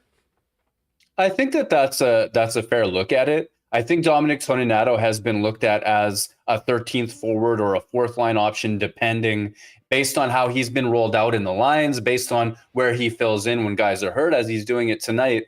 I don't think he's a lock at any one particular spot on this club, unless it's 4th line left wing or 13th forward. I think that based on the fact that Winnipeg was able to waive him successfully last year, and based on the fact that you can sort of see based on his stage of his career, there's a little bit less pop to him than maybe you might imagine a Jansen Harkins speed yielding something. Because as we all remember, Brandon Tanev took a little while to become an impact player on a 3rd line as well. I don't think Harkins is in that range, to be clear, but there are things that he can do that you might project. So I think that if there is somebody who could be sent to the Moose via waivers to make room for one of these young guys, it could be Dominic Toninato as the odd man out or in the press box. Morgan Barron is a bit of a wild card to me in this. And actually, Saku Maenalanen doesn't need waivers either. So those would be easy decisions for them to make if they want to go that route. I'm just thinking that that Barron is a particular wild card because we saw him reach an NHL level in an awful hurry last year, but he has such little runway right now as well. The easiest thing Winnipeg could do would be to respect waivers, send the waivers exempt guys down, keep everybody. But there's been a sense at camp that Rick Bowness is willing to do things differently, and that's where the question marks arise. As far as the blue line, certainly waivers is a huge part of it, with Ville Heinola and Dylan Sandberg being waivers exempt, Johnny Kovacevic, Logan Stanley not being waivers exempt. Kovacevic isn't in the lineup tonight, and neither is Kyle Capobianco, who I would imagine is going to hit the wire at some point.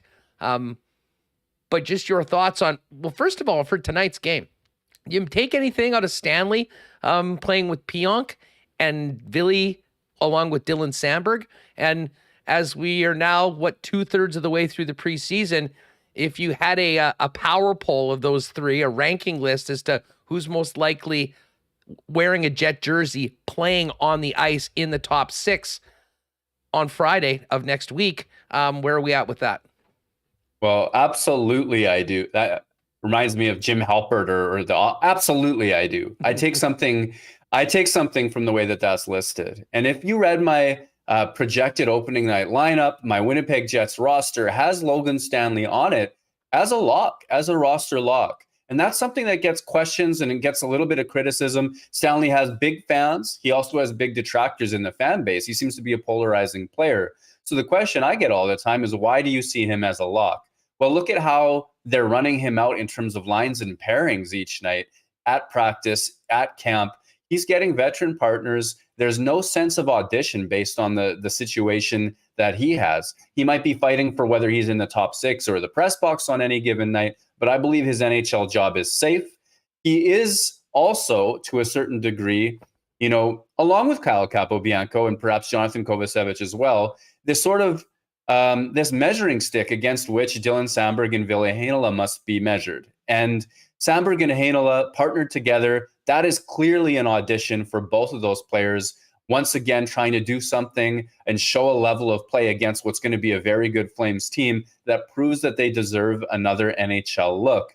And so far in camp, Logan Stanley hasn't particularly impressed me. I really don't like his breakout passes under pressure. I don't think he puts his partners in good positions.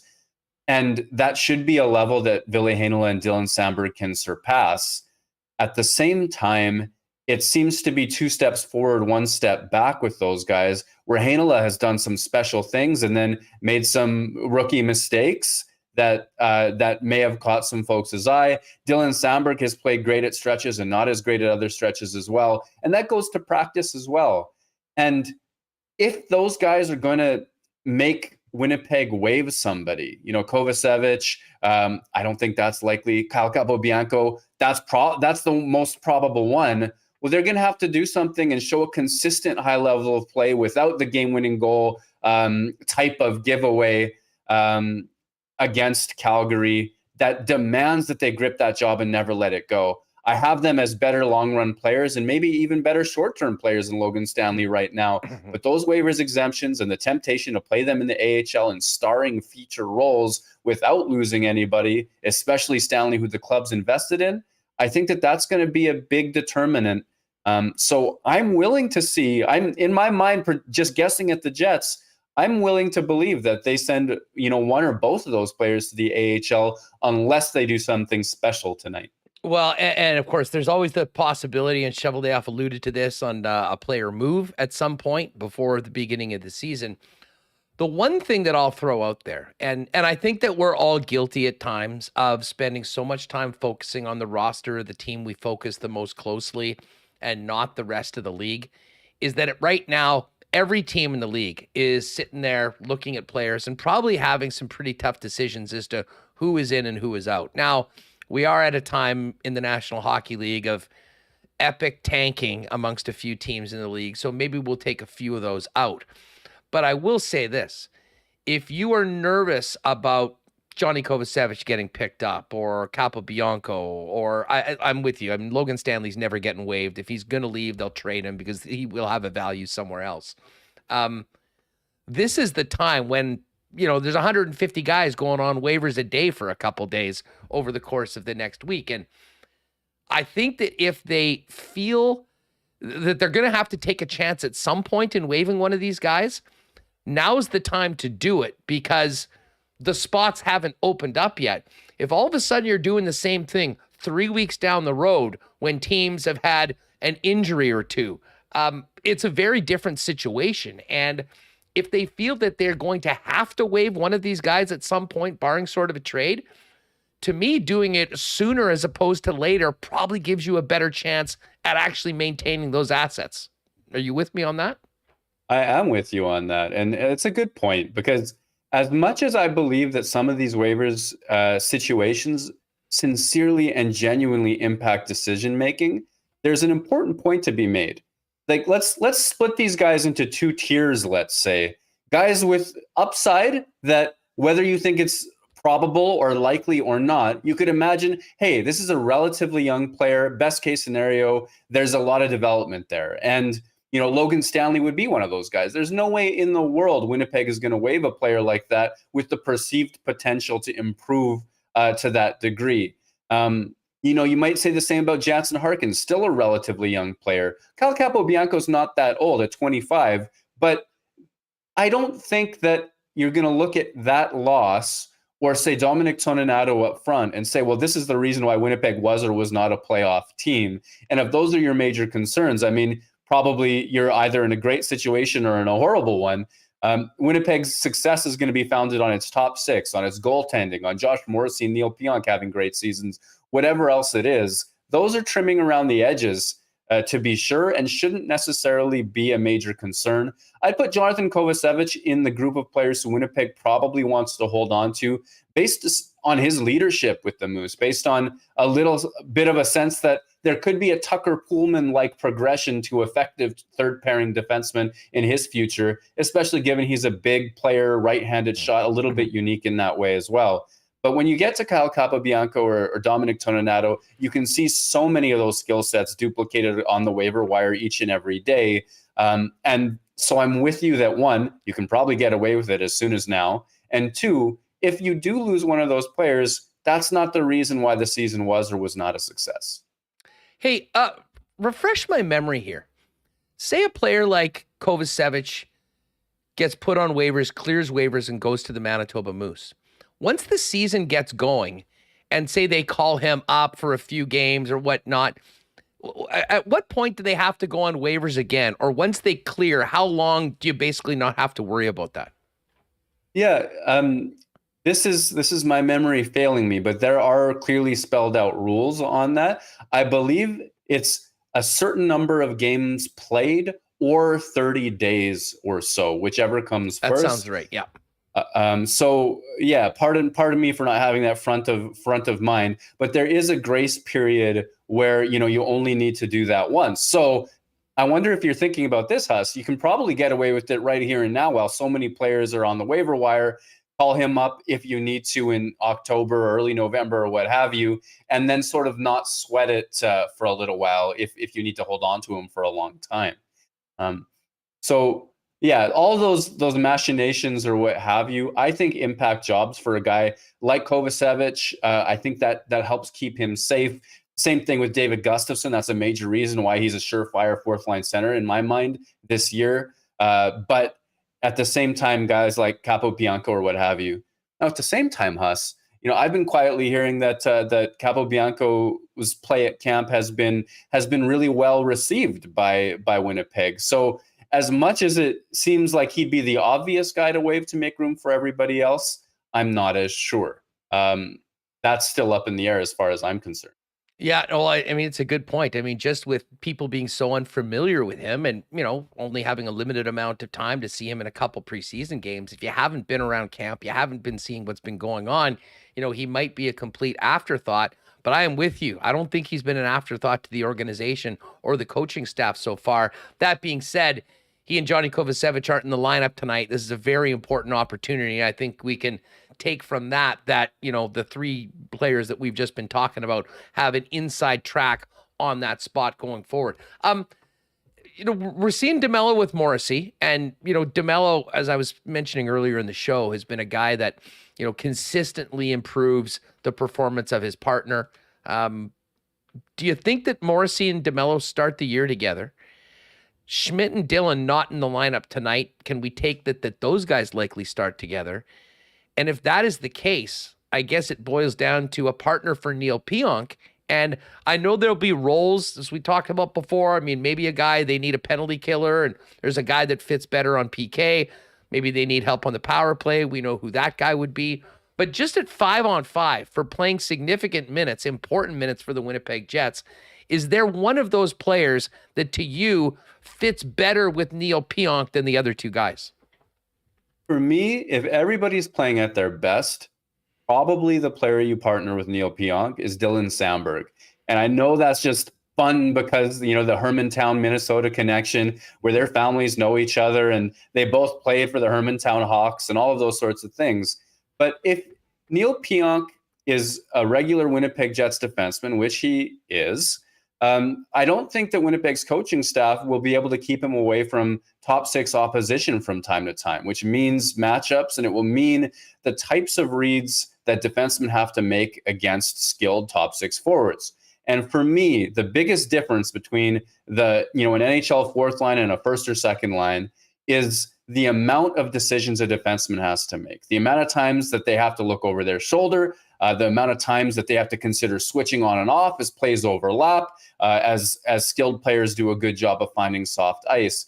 And for me, that's an element of Logan Stanley's game that isn't a particular strength. And you saw it when he was paired with Nathan Schmidt last year. The two of them never really got on the same page and sorted those things out.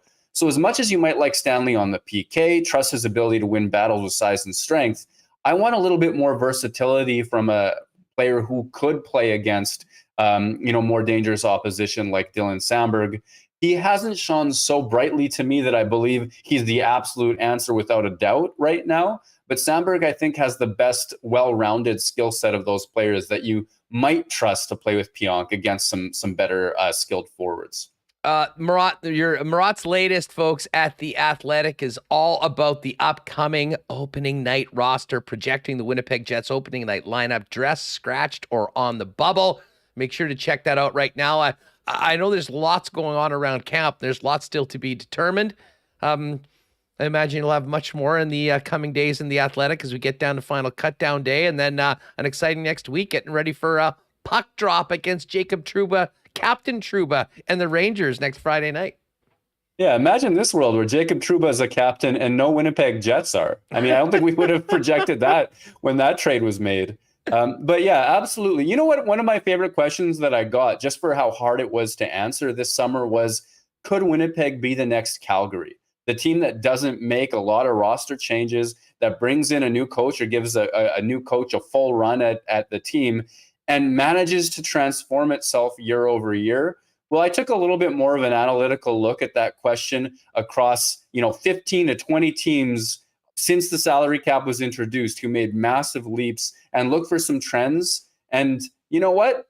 Winnipeg's one of the teams to consider. There are some better teams in the NHL, I think, that are even more primed for surprising turnarounds than the Jets are this season, but they're not worth writing off quite yet either. And I think that that's a fun story that should come out in the not too distant to dig into the possibility of a year-over-year surge from the Winnipeg Jets. Murat, a great chat as always. Always a pleasure having you on the program. Enjoy this game tonight and, of course, the preseason finale on Friday. And can't wait to see what you've got in The Athletic as we get closer to dropping the puck on 82. Hey, thanks so much, Us. Thanks for having me. Folks, if you're not following Murat already, what the heck are you waiting for? At WPG Murat. And of course, you can subscribe and get all of his and The Athletic team's content at theathletic.com. Big thanks to Murat. Always one of my favorite segments of the entire week. All right, we're going to talk some Bombers because the defending champs are getting ready to look to hopefully go 14-2 on Saturday night. Darrin Bauming is going to join us. But before we do that, Bomber game, 6 p.m. Saturday. looks like it's going to be very, very nice once again. I know cold for the next couple days, but Saturday looking at sunny and 17. Basically a carbon copy of what we've got today. So get out early, get to the Princess Auto tailgate zone, enjoy $5 beers, $3.50 pop, $3.50 hot dogs, DJ Finesse spinning. It will be the place to be. The atmosphere has been so great there over the last few games. If you're heading to the game, make sure to get there early. Of course, Princess Auto, proud sponsors of WST, and the place where you'll find the best deals on the most unique assortment of tools and equipment around. Everything you need to complete the projects on your list or start something new is at Princess Auto. 2 Winnipeg locations, Panet Road, Portage Avenue West. And of course, you can shop online 24/7, 365 at princessauto.com. And speaking of Princess Auto, good luck to Reed Carruthers and the fellas who are on the ice this afternoon in the latest WC Tour event. As we get Bauming in here, I also want to thank our friends at Culligan Water. Hydrate before this next segment, folks. And when you're thinking hydration and water services, the family-owned Culligan Water team has been doing it for over 65 years here in Winnipeg and southern Manitoba. They've got it all. Water softeners, filters, bottled water coolers, whole home systems, and drinking water systems, not to mention citywide water delivery services and commercial and industrial water products and solutions. Whether it's for your home, the cottage, or your office, Culligan has you covered. Let the Culligan man take care of you. Pop down and see him, 1200 Sargent Avenue, 694-5180. And you can check them out online at drinkculligan.com. Another marble race coming up on Friday. Suit Show coming up on Friday. And of course, our friends at Canadian Club have been great supporters of the marble race. We do have some more hoodies coming in, so we'll give another one away on Friday afternoon. And then on Saturday, probably cheers and a few CC and gingers at the game. Of course, Canadian Club, Canada's favorite Canadian whiskey and the official spirit of the Winnipeg Blue Bombers. You can grab all the Canadian Club and Beam Suntory products and the ready-to-drink CC and ginger at the game at your favorite beer store and, of course, at all Manitoba liquor marts. All right, let's talk Bombers with Mr. Bonfire himself, Bonfire Sports, Darrin Bauming, who joins us now. DB, what's good, man? Great to have you back on the program.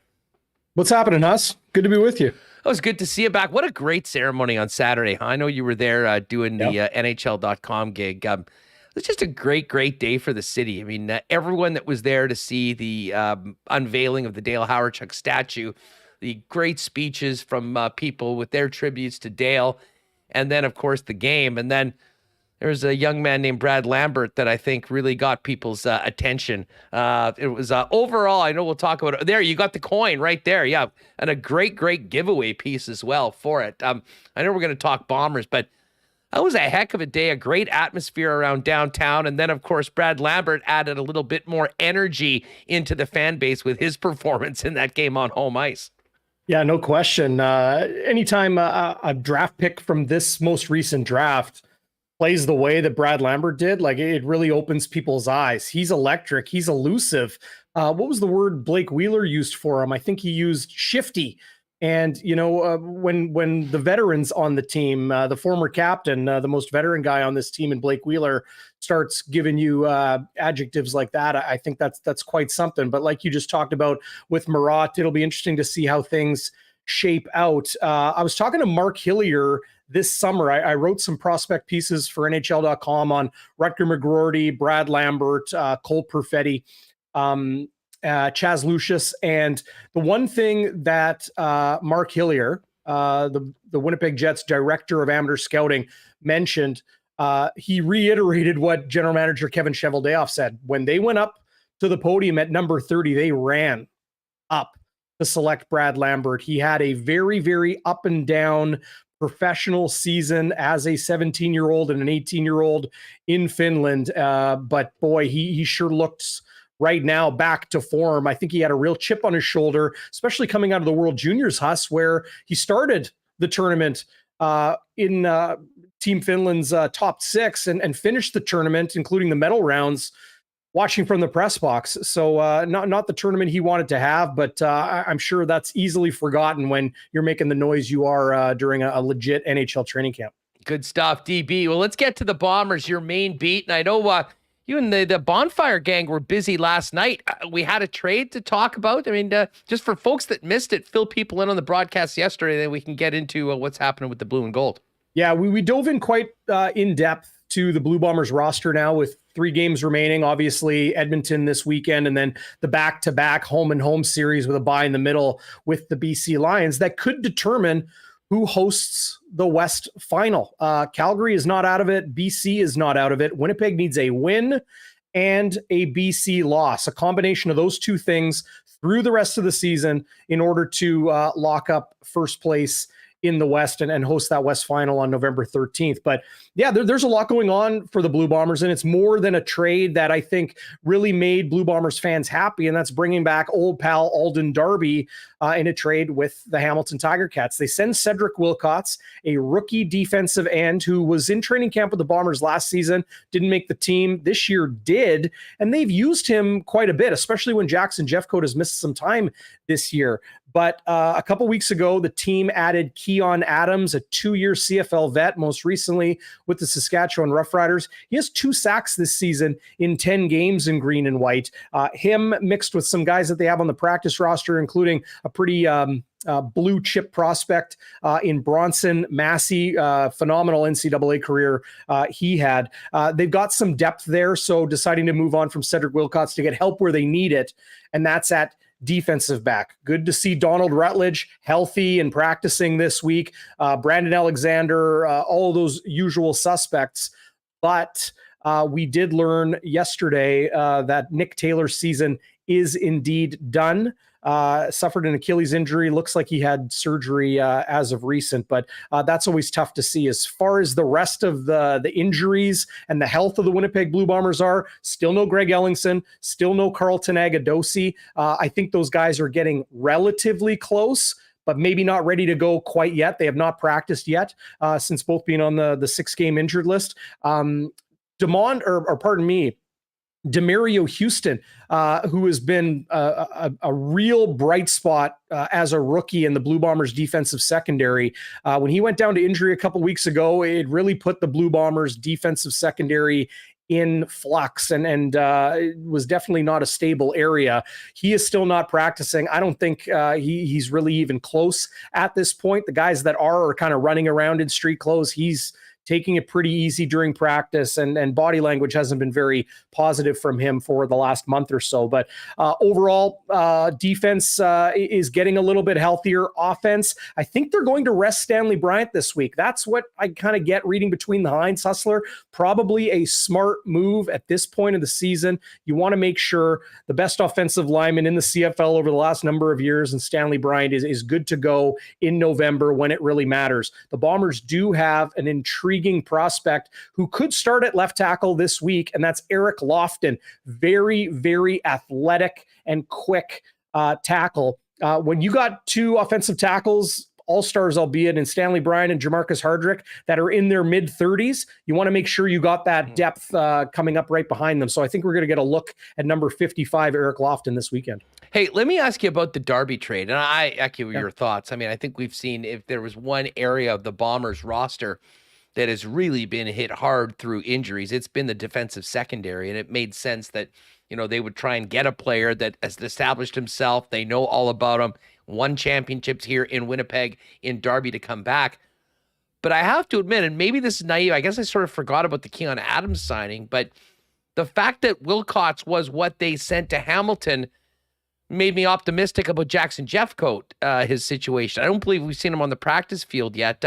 What do you make of, what are we hearing about Jeffcoat, and should we be optimistic about his availability going forward because of that trade, or is it more the Keon Adams addition that gave them the surplus of players to go and identify, take care of a need that was obviously already there? Yeah, I think Keon Adams definitely stabilizes that group. As far as the injury situation with Jackson Jeffcoat, it is really hard to say. He obviously missed last week against Saskatchewan. I can't imagine him playing this week as he has not practiced yet. Again, I kind of put him in the same situation as a Stanley Bryant, where you don't need to play these guys. Maybe take it a little bit easier on their body and manage it going into the home stretch. It's pro football. Everybody is hurt. That's a reality. It doesn't matter what league you're playing in. Frankly, even in junior football, everybody's playing with something. So for the Blue Bombers, they've got their eyes on a bigger prize than just a win over Edmonton this week. I think they're comfortable in that playoff combination of one win combined with one BC loss over the next 4 weeks, where they would then get that West final and lock up first place in the West. That's the playoff path every team wants, is to host that home playoff game, get that first round bye. But defensive end, in my opinion, and from others I've spoken with, Hustler, is a much easier position to put a young player in and get similar production. Is he going to be Jackson Jeffcoat? No. Is he going to be Willie Jefferson? Absolutely not. But if you got to put a young player in at defensive back, much more susceptible to mistakes happening and big plays against. The Bombers got Jamal Parker back at practice today. He was excused for presumably a personal reason yesterday on day one. So that's a positive thing. Tyrell Ford, the Canadian rookie, JT Hassel, another American rookie who has been dressing and making some plays on special teams over the last few weeks. Those guys are all possibilities. But Mike O'Shea was perfectly clear. They were not going to trade for anybody. They wanted to trade for a guy, and they're getting it in Alden Darby, who is a veteran, who is experienced, and who is versatile.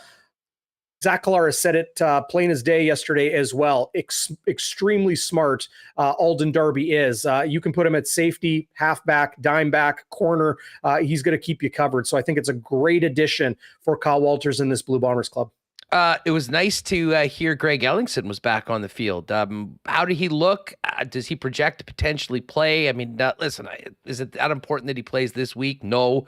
Is it important that he's good to go and is close to 100% come playoff time? Absolutely. What's the latest on Ellingson? Yeah, it's been a tough year for Greg Ellingson. Obviously, we know how good he is, a perennial 1,000-yard receiver in the CFL, but this is the second stint he's had on the 6-game injured list, and it kind of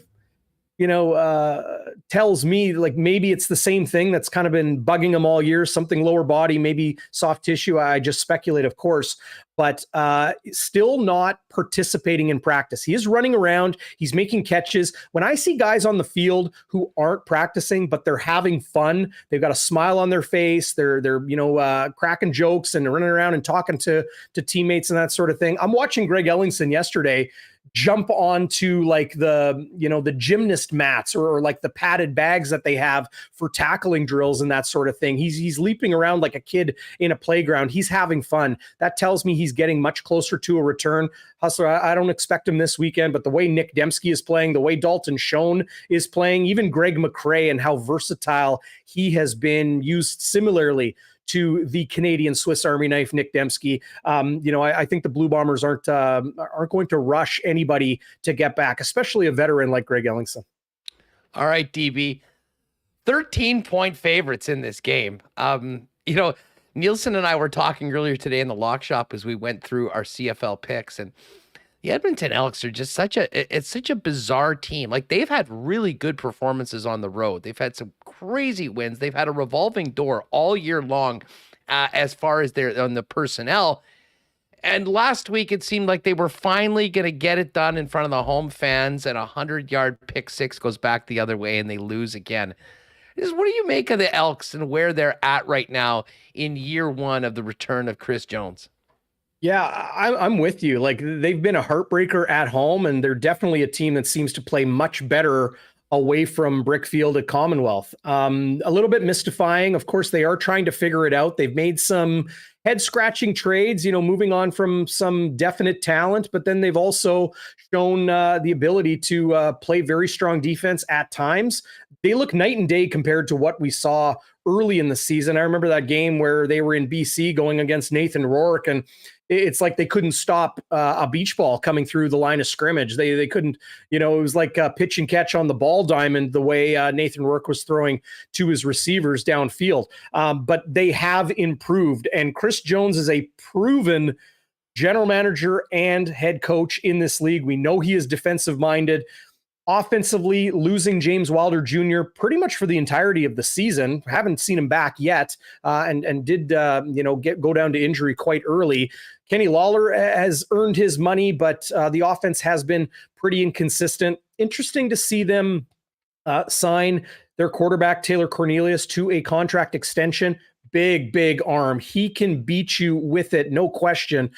So don't write them off. This is like 13 he's points. He's super mobile for a guy number. His size too. Like some of the runs that he's had this year. I mean, I like a Josh Allen, right?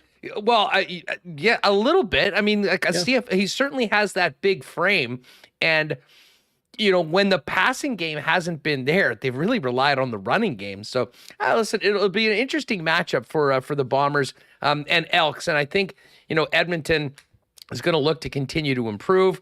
Bombers, for their part, just going to look to get the dub and move a little bit closer to confirming the West Final here in Winnipeg. Just on the way out, listen, sad to see Paul LaPolice get whacked in Ottawa, but can't say it was surprising considering the performances of that team.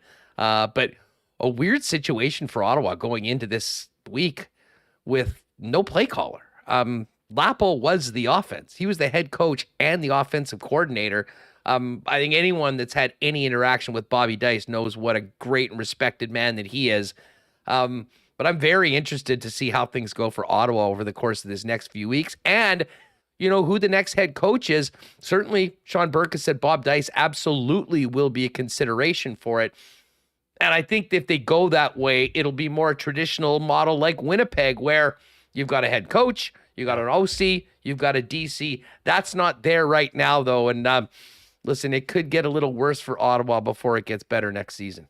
No question. There are some head coaching candidates out there. Maybe Mark Killam, current special teams coordinator of the Calgary Stampeders, probably the Cinderella of the crop right now. A lot of people even, speculating maybe Buck Pierce wants to be a head coach. It would be tough for Winnipeg to lose another offensive coordinator, but it would be great opportunity for Buck if that's the direction Sean Burke wants to go with another offensive coach. But who do you think would fill in at OC in Winnipeg if Buck took the Ottawa job? Oh boy, Paul LaPolice. Yeah, no kidding. Right. We all know his connections to Winnipeg and with his family and the rest with Tina. But, in the end, Hustler, I jumped all over a lot of dogs in CFL Week 18 this week. That 13-point number is huge. I think Ottawa is going to be a motivated team that I'm not too worried about the offense. I'll be honest. I think with the trouble Paul LaPolice had at times calling some plays that ended up being effective, I think the team knows what they need to do as far as calling plays. Nick Arbuckle is no spring chicken. I think he could probably figure it out as far as, the types of things they want to do. But how many times have we seen a coach get fired, maybe getting a bit of a raw deal, and that team coming out with a little bit of extra motivation? It should be an interesting round of games in a busy Week 18 with a lot still to be determined in the playoffs. Quickly, when are you and Bluto back at it? New time this week. We're going to go Friday from the lake. Bluto, Chris Walby will be at Dockside for Game Day Winnipeg. So join us Friday at 5:00. We always go the day before the Bombers game, youtube.com/Bonfire Sports. And then, of course, we got our post game day after dark on the channel. Always love the post game. Nothing better, no better place to be after Bomber games than hanging out with DB and Zach, breaking down it all. And man, we got another beautiful day. This weather has really smiled upon us, and these crowds the last little while, I'm not sure what they're expecting for Saturday night's game, but 17 and sunny. Be a great pregame, and hopefully another great win for the Bombers as they get closer to booking another West Final date here in the Peg. Darrin, thanks so much for doing this, man. Always great having you on the program. We'll see you Friday at the Madhouse on Matheson. Yeah, there it is. Darrin Bauming of Bonfire Sports. And again, Bonfire Sports on YouTube. And of course, wherever you get your podcast, make sure you're subscribing to DB. All right, we got to get Remis back in here. Just before we do that, tomorrow is Thursday night football. And doesn't look like Jonathan Taylor's going to play for the Indianapolis Colts. That's going to mean some fantasy issues for a number of people. Check out yesterday's Lock Shop. We've got a nice pickup that you might want to jump on in that case. But the bottom line is, with Thursday night football back tomorrow, Boston Pizza is the place to be. Enjoy delicious BP pizza flights plus ice cold Bud Draft on special for $5 every game. And you'll be able to enter to win one of 2 grand prize trips for 2 for an NFL weekend in Vegas, including airfare, hotel, NFL game tickets, and a bonus NHL game. First trip is November 11th to 13th, Raiders Colts, and the Golden Knights and Blues on Saturday night. And the second trip is New Year's Eve weekend, Raiders, Niners, plus the Knights versus Predators on New Year's Eve. Watch the NFL and enter to win at any Winnipeg, Steinbach, Morden, and Portage Boston Pizza location. And man, with this weather that we're expecting on the weekend as well, and I know it's not going to be too nice the next couple days, you still have time to get down and check out the beautiful new patio down at Little Brown Jug. We had such a great time doing our first sports trivia night, and we did it outside, filled that patio. Many of our regulars have been there and seen it themselves. If you haven't, make sure to get down there before the snow flies. Great spot for an outdoor pint. And of course, at the brewery and tap room on William Avenue, you can try all the amazing Little Brown Jug beers where it's made and pick up your favorite ones to go as well. If you can't make it down, grab Little Brown Jug at your favorite local beer store or order online at littlebrownjug.ca. All right, let's get Remis back in here. I knew we do want to get a little bit of Rick Bowness in before we finish up the show today, but Remo, lots going on and a lot of intrigue about this final home preseason game tonight that, again, will only be available on winnipegjets.com. Yeah, a lot of people asking, where can you watch the game? Well, we're all on YouTube. We've all figured out you can go on your computer. And get the internet, folks. Get the internet. Yeah. Or I would say that. How do you watch it on your TV? You got 2 options. Take an HDMI cable, plug it into your computer, hook it up to your TV. You could do that. If you've got a Chromecast, maybe you can screen share or AirPlay. You can do it wirelessly. Or if you got, a Fire Stick, go on the browser on there. I know a lot of TVs have the internet on it now, so multiple options. Trying to offer solutions here. You can definitely watch the game. We're all got the internet if we're watching this. So these are some excellent tips from the CTO of Winnipeg Sports Talk, because I'll be honest, I didn't understand half of what you just said. What do you got? How are you going to? Are you just going to do it on your iPad? What are you going to do? I'm going to the damn game. It doesn't matter for me. I will be there. I got season tickets. I'll be in 316. I was in 206 the last couple of games, so I'm very much looking forward to get back and seeing many familiar faces up in the upper bowl. If you're at the game, pop by. There's a wonderful bar right behind section 316 in the corner there, where we'll usually be holding court in between periods. So that is going to be the place to be. And listen, we do want to get to the Coolbet lines tonight, although it's very, very, let's just say there's my Coolbet pick of the day was a college football game. So that will essentially tell you how lean it is tonight. But again, most of you watching this program are most interested in what's happening at Canada Life Center this evening. Rio, can we get to the Bones clips before we finish up? Yes, Bones clips. I have them ready to go. Just 1 second. Yeah, Rick Bowness. You go ahead. I was just going to say, he spoke earlier tonight. I mean, there's still a lot of intrigue about this game, and sort of been a recurring theme on the show today that there still is some really interesting competitions. There's some younger players that have emerged as potentials for the lineup. And again, another opportunity to see Brad Lambert after the way he pulled people out of their seats on Saturday night, coming off a great preseason debut against the Montreal Canadiens last Thursday. We'll just start at the top. Rick Bowness talked a little bit about his team and his outlook going into tonight against a much stronger Calgary lineup than the Jets have seen so far. Oh, damn it. Sorry, 1 sec. I just have to hit the button so everyone can hear it. There we go. That always helps. That always helps. That helps. Well, part of it is the opposition. We're hoping the Flames put a good lineup out there tonight. I know they will on Friday, but when we're evaluating the kids like we are right now, the stronger the lineup that we're facing will give us a better look on how close some of these guys are really to playing. It's a little easier to play when you're playing against the other juniors and the other farm team, a lot of the players that are going to end up on the farm team, the development team. So I'd like to see hopefully a strong lineup, and then we'll see where we are. In terms of our team play, yeah, we've really put a lot of focus on cutting down the opposition's ability to carry the puck in and make plays. We're forcing a lot more dump-ins, so that means we're pressuring the puck a lot more, which is good. And the second part of that is clearly get the puck and let's go on the attack, so the breakout. So those are the areas we're really focusing on. But the third area, we'd like to see us do more with the puck offensive, but that'll come with the players and getting a better lineup in there as well. Well, that's interesting to hear from Rick, and I'm sure maybe he wasn't entirely sure of who Calgary was bringing, but he certainly, I'm sure, was happy when he saw Calgary's lineup, which includes Huberdeau, Lindholm, Toffoli, Kadri, Mangiapane, Dubé, as well as Mackenzie Weegar, Tanev, Rasmus Anderson, Nikita Zadorov, Noah Hannafin, and Mark Stone. Dan Vladar, the backup, is going to get the net. Dave Riddick could be sort of a battle of the backups, if you will, but certainly some of the top NHL talent on the Calgary Flames playing in this game tonight. Bones was also asked about how they're doing overall learning the new system. Here's what he had to say. Well, I think we are making progress, and I think it goes back to my earlier statement that we need to see better lineups to really get a true evaluation of where we are.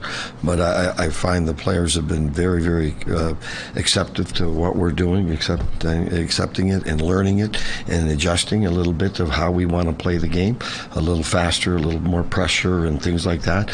I think their practice habits have been really good. I can't compare that to anything that's gone on here in the past, nor would I, but I'm pleased with our practice habits because it all starts there. You're going to play like you practice, and if we have to make adjustments to the way we play, it starts in practice. It doesn't start with video. It starts with good practice habits. So I've been there. They've had great attitudes coming into training camp, and now we have to continue to keep it moving forward. All right, so a little more from Winnipeg Jets head coach Rick Bowness on installing his systems and what he's been seeing first in practice and now hopefully in the games. A little bit more from Bones on just getting to know his players throughout training camp and the preseason. I talk to them, try to talk to as many players as I can every day, and that's why it's important we get down to numbers. So I'm not talking to 50 guys, I'm talking to 23. But yeah, you try to get to know them better. But again, a lot of it for us learning about our players is watching their practice habits, watching their moods, watching how they mingle with their teammates. All those things that we stand in the background and we watch and we learn about our players. Who's an extrovert? Who's an introvert? Who needs a little push here? And who's a leader on the team just by the way they interact in their locker room, not just on the ice, but away from the ice and away from the public and everything. Those things are important to us so that we learn more about our players. So the more time we're around them, the more we're going to learn. Well, speaking of being around the players, Rick Bowness is going to have a great opportunity, especially with the new guys. And, for him, everyone's new. But with the veteran players or returning players on the team, with potential new players on the team, to get ready through a bit of a team building trip out to Banff following the final preseason game. Here's Bones on the Banff trip and what he's looking for. Yeah, they're still learning about the whole staff as well. I get that, but it's more for them just to hang out together a little bit. We've got the break in the schedule. To come back here and practice for a week would be very monotonous for them, I'm sure. So this gives us a little break to go practice in a different place, and they're going to have a couple of team activities, which is all very, very important. But that all sounds good. Okay, they're getting together, but they got to take advantage of it. It's one thing to put them in those situations. It's another thing for the group to come together. It's just not automatic that you come together because you're going away somewhere for a couple of days. That's not automatic. It's the players taking advantage of it. And again, it goes back to my conversation with the players over the summer, and they convinced me this is a much tighter group, and I've said this many, many times, and the perception of it. So these are just situations, a couple of days up in Banff, that should grow that bond that we have here. Rick Bowness on a little preseason team building for his squad before next Friday's home opener. Bowness also talked about tonight's game and was asked if this is sort of the last chance for some of the bubble guys with only one more preseason game. No, tonight some of these guys will not get another game after tonight. Now, that being said, there's only a couple of those guys that will apply to, but we're running out of games. And it also goes back to our schedule. We're going to play Friday and then not again into another week. So we have to put Friday night in Calgary will be very, very close to the way we're going to open up, simply because of that break of Friday to Friday games. And that goes back to those 3 practices that we're going to have in Banff, the 3 we just had. And I'm not a fan of practicing 3, 4, 5 days in a row. I'm not. But based on the schedule that we have and the days that we have to practice, we're going to do it. We have to take full advantage of it. And those practices in Banff, we have to have some really good scrimmaging, because again, when we play the Rangers on 14th, that'll be their 3rd game, and that'll be our 1st. So we've got to prepare for that now. We've got to try to stay one step ahead of that. Yeah, a little bit of a schedule quirk there with the season starting before, and I wasn't aware that the Rangers were going to be their 3rd game of the season. But Bones sort of laid it out, what they're challenged with and how things are going to be rolling. One more from Bones, and again, we've been talking, I guess, just back to the last answer. It just goes to show tonight: Saku Menelainen, Brad Lambert, Morgan Barron, Ville Heinola, Dylan Sandberg, Logan Stanley. All eyes on those players as guys jockeying for positions and opportunities to play for the Winnipeg Jets in front of the home fans on the 14th of October. One guy we know that's going to be in the lineup, touch wood, barring anything happening to him, is Nikolai Ehlers. And Rick Bowness expanded a little bit more on the opportunity for Nikolai Ehlers moving up to the top line with Mark Scheifele and Kyle Connor. We're going to give him that opportunity. That's why that line's together, and we're going to give him that opportunity. We need that line to take that next step. And every strong team in this league has a number one line, clearly a number one line, and they're a dominant line. And we're going to give that threesome a good chance to become that. And Ehlers is going to be a big part of that. What have you learned about him? You see him as an opposing coach. Now you see him every day. What stood out about his overall skill set? You get to watch him in drills, and you watch how fast he is and how quick he is, and he makes these great plays with the puck that, you play against him. Some nights they're not on, or some nights they're not. Puck's not coming to them, and the game's not coming to them. You don't notice him as much. When you get to watch him every day, you learn to respect and appreciate more his speed and his skills and his vision when he does have the puck. So, you just get a much better feel for the player. All right. And we'll see Ehlers with Scheifele and Kyle Connor playing tonight at Canada Life Centre in the final home preseason game. All right. We've got some information on the Jays series, which we're going to get to in just a second. But before we do that and finish up the program, let's quickly hit the Coolbet lines. And as I mentioned, I was trying to do the daily pick today and realized that all of these games are starting at 3 o'clock this afternoon with the end of the regular season. That being said, Jays right now and the Orioles are back at it in the second of the doubleheader. Can't imagine intensity levels are that high considering what's going to be taking place on Friday. But for the Canadian Football League, line's still pretty much intact. Hamilton 2.5-point favorites against Saskatchewan on Friday. 2 games Saturday. Argos 1.5-point favorites over BC. And then the Bombers 13 points they're laying at home against the Edmonton Elks. Monday, noon, Thanksgiving Day game, Montreal 7-point favorites against the Ottawa Red Blacks. If you want to get the picks for this week in the Canadian Football League, check out today's edition of The Lock Shop. And as far as tomorrow's Thursday nighter goes, Broncos 3.5-point favorites right now. And Remo, as we mentioned, by the way, if you haven't played a Coolbet before, use the promo code WST for a 100% bonus on your first deposit up to $200. Part of that 3.5 line for Denver, I'm sure, has quite a bit to do with the lack of one Jonathan Taylor in the Colts lineup for tomorrow night, Reem. Yeah, the Colts are pretty bad. How did they beat the Chiefs a couple weeks ago? They didn't beat the Chiefs. I also think the Chiefs beat themselves. Yeah, I mean, I could sit here for 15 minutes and tell you all the stupid things that happened in that game, but we've moved on. Big win over Tom Brady and the Bucs. Huge Monday nighter this week. But you're right. Indy, my pick of the week last week was Tennessee plus 3.5. Hit them on the money line as well. They won. It just seems like year after year, Frank, like how many quarterbacks have they had? Andrew Luck quit. They had Jacoby Brissett, Phil Rivers, Carson Wentz, and now Matt Ryan. It's been one veteran year after year, and none of it's really worked. Yeah, I think Nyheim Hines was kind of, they're talking about how their offense was poor. He's like, man, we got a different quarterback every year. It's been tough. And I thought about that this weekend. Like when Andrew Luck retired, that was a couple years ago, and they still haven't found the long-term solution. Just going over to washed up veteran QBs, Matt Ryan and Phil Rivers and Carson Wentz. Although I think the Broncos, I mean, they've been kind of embarrassing too. Through the first couple games, that Javonte Williams injury definitely hurts Russ. He's cooking chicken breast with NyQuil, isn't that what the meme is? That's here. They said let Russ cook, and he put the NyQuil in with the chicken. Yeah, it's bad. The Broncos' offense has looked about as appetizing as that dish so far this season.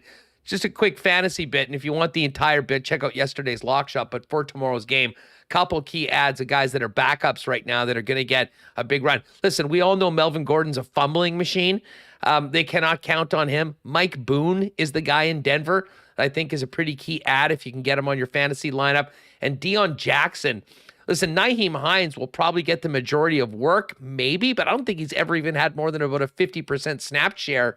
So Deion Jackson, the guy in Indy, if you're stuck for a running back and need to get a guy in your lineup. You say Mike Boone? Mike Boone season there. Yeah, and, Mike Boone's the Denver guy that you want, and Deion Jackson for the bit. Now, as far as the Blue Jays go, Reem, we have dates, we have times and dates, and this is going to be unreal. We're going to have to finish that marble race and then throw the tube on and get ready for Blue Jays baseball because, am I correct in this? Blue Jays, 3 p.m. Central on Friday afternoon. Might be time to book the afternoon off, folks. Join us for the show, marble race, and then Blue Jays baseball. Can't think of a better way to start a weekend. I'm super fired up for this series. Seattle, they're my team. First time in the playoffs since 2001, although I may have worn a Blue Jays jersey to the 2015 ALCS in KC. So, the two teams. How did that one end? Oh, yeah. I had a great time. I can say that. I had a great time. So, but this is going to be a great series. Game 1, Alek Manoah for the Jays, and Seattle throwing out their trade deadline acquisition, Luis Castillo. So I'm really looking forward to that. I see a lot of pictures online or videos online of the last Jays playoff series, just how loud it gets in the dome. They do come out for the playoffs. Great fans there, so I think it's going to be a great atmosphere. I was watching the Seattle broadcast yesterday.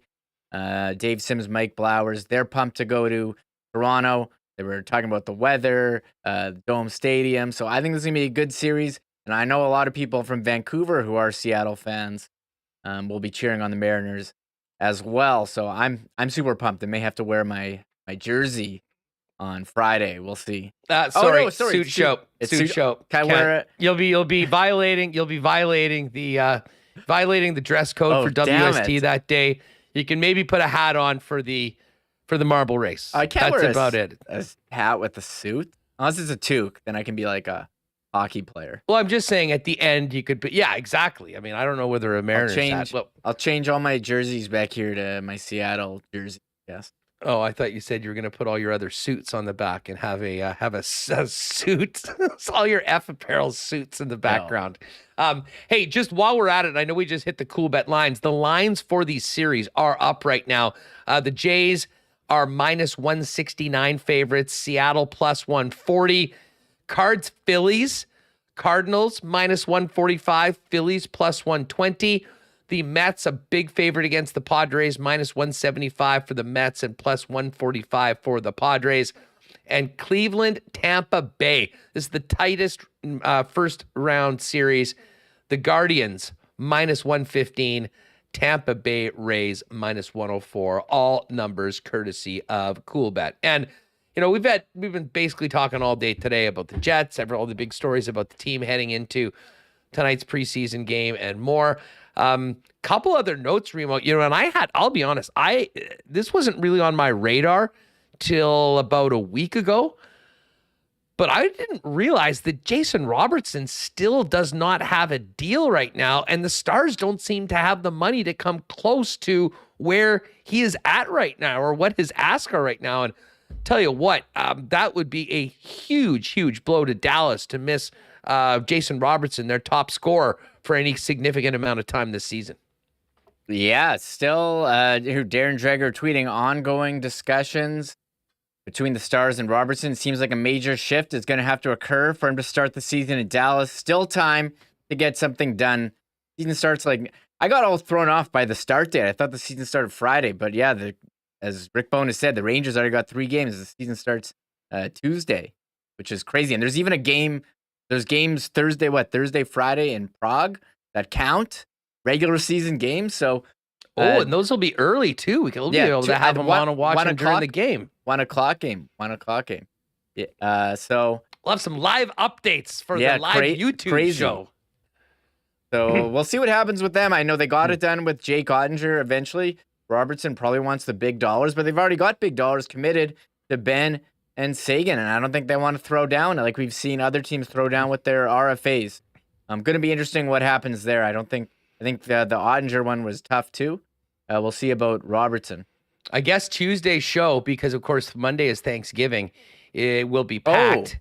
And I forgot. We will get into hot takes and bold predictions for the season. Oh man! So you're gonna need to fire up your get locked and loaded for the upcoming season. And I think Dusty and I are going to do a props show for the NHL on the weekend, and we'll drop that on Monday on the Lock Shop. Obviously, there's still lots of fallout from another, iffy visit from Hockey Canada. Andrea Skinner, the interim board, was grilled yesterday. And it sounds like, is it Hockey Quebec that is withholding funding from Hockey Canada right now? This is... it's a huge story news-wise just because of how many people it impacts. But, you really do wonder. We haven't heard from Hockey Manitoba yet or some of the other provincial bodies, but it just seems like it's going bad to worse right now for Hockey Canada. And it'll be fascinating to see how this continues, both with the audit now that's being done dating back to 2016. And there's a lot of people out for blood right now and looking for heads, and Scott Smith's head is at the top of that list. But it does seem like he's got a lot of significant support from within Hockey Canada. I'd imagine the provincial branches. So how that all shakes out, I'm not exactly sure. But I'll tell you what, it is going to be something that we'll be paying attention. And this is a very significant decision by Hockey Quebec to withhold their portion of registration fees going to Hockey Canada in response to what we've heard lately. Yeah, and Rick Westhead tweeted out that he asked Ontario Hockey Federation Executive Director Phil McKee if they support Hockey Canada and their leadership team.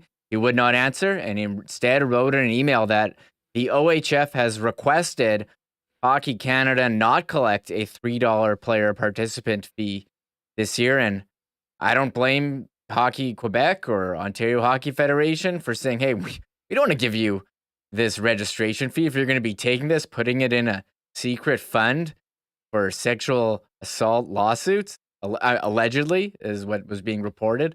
So Andrea Skinner, by the way, for the record, did say that was completely mischaracterized yesterday. And again, for us that are sitting here seeing these reports, it's hard to know, where the truth lies. But I think it's safe to say that the work that Rick Westhead, Katie Strang have done throughout this have, uncovered definitely some things that need to change. And I guess the big question for many people, such as outspoken critics like Sheldon Kennedy, is who will be the people going forward to enact these changes, and is there any confidence in the people that are currently in those roles?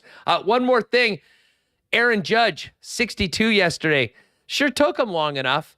And I'm not sure about that meatball that was grooved down the middle of the plate that he took a yard, Remo, but we do have a new all-time American League home run champion passing Roger Maris, who, of course, famously had 61 and 61. Yeah, pretty cool. 62 as a Yankee.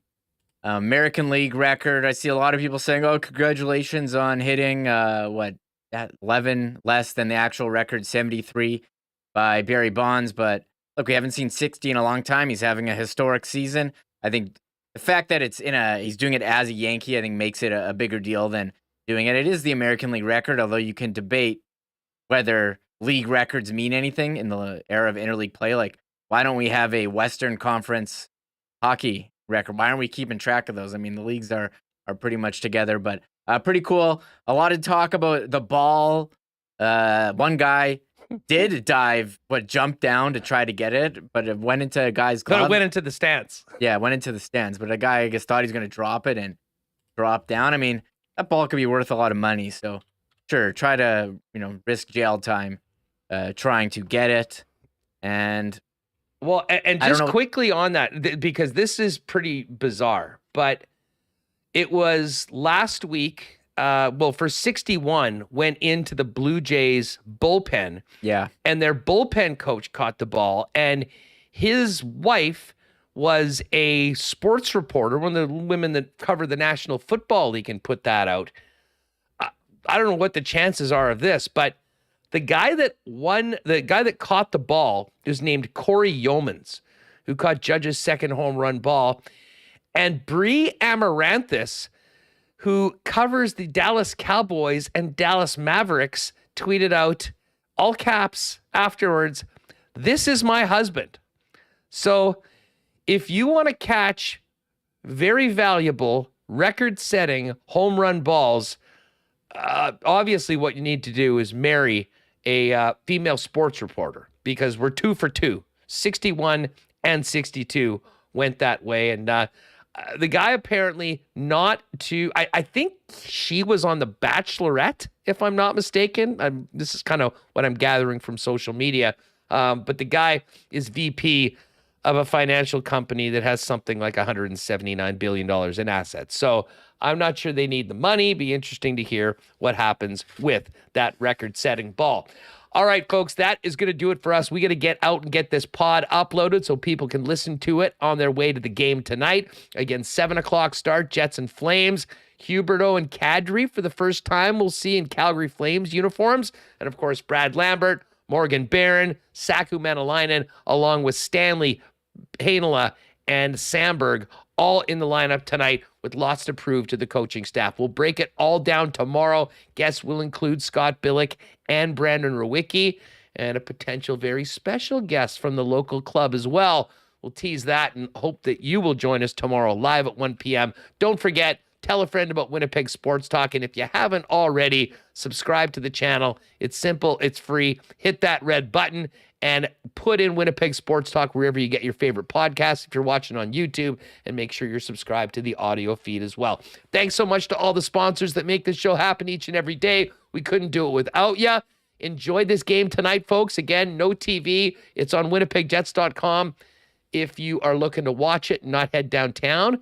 And otherwise, we'll see you tomorrow on Winnipeg Sports Talk. Have a great night, and thanks to all of our guests today.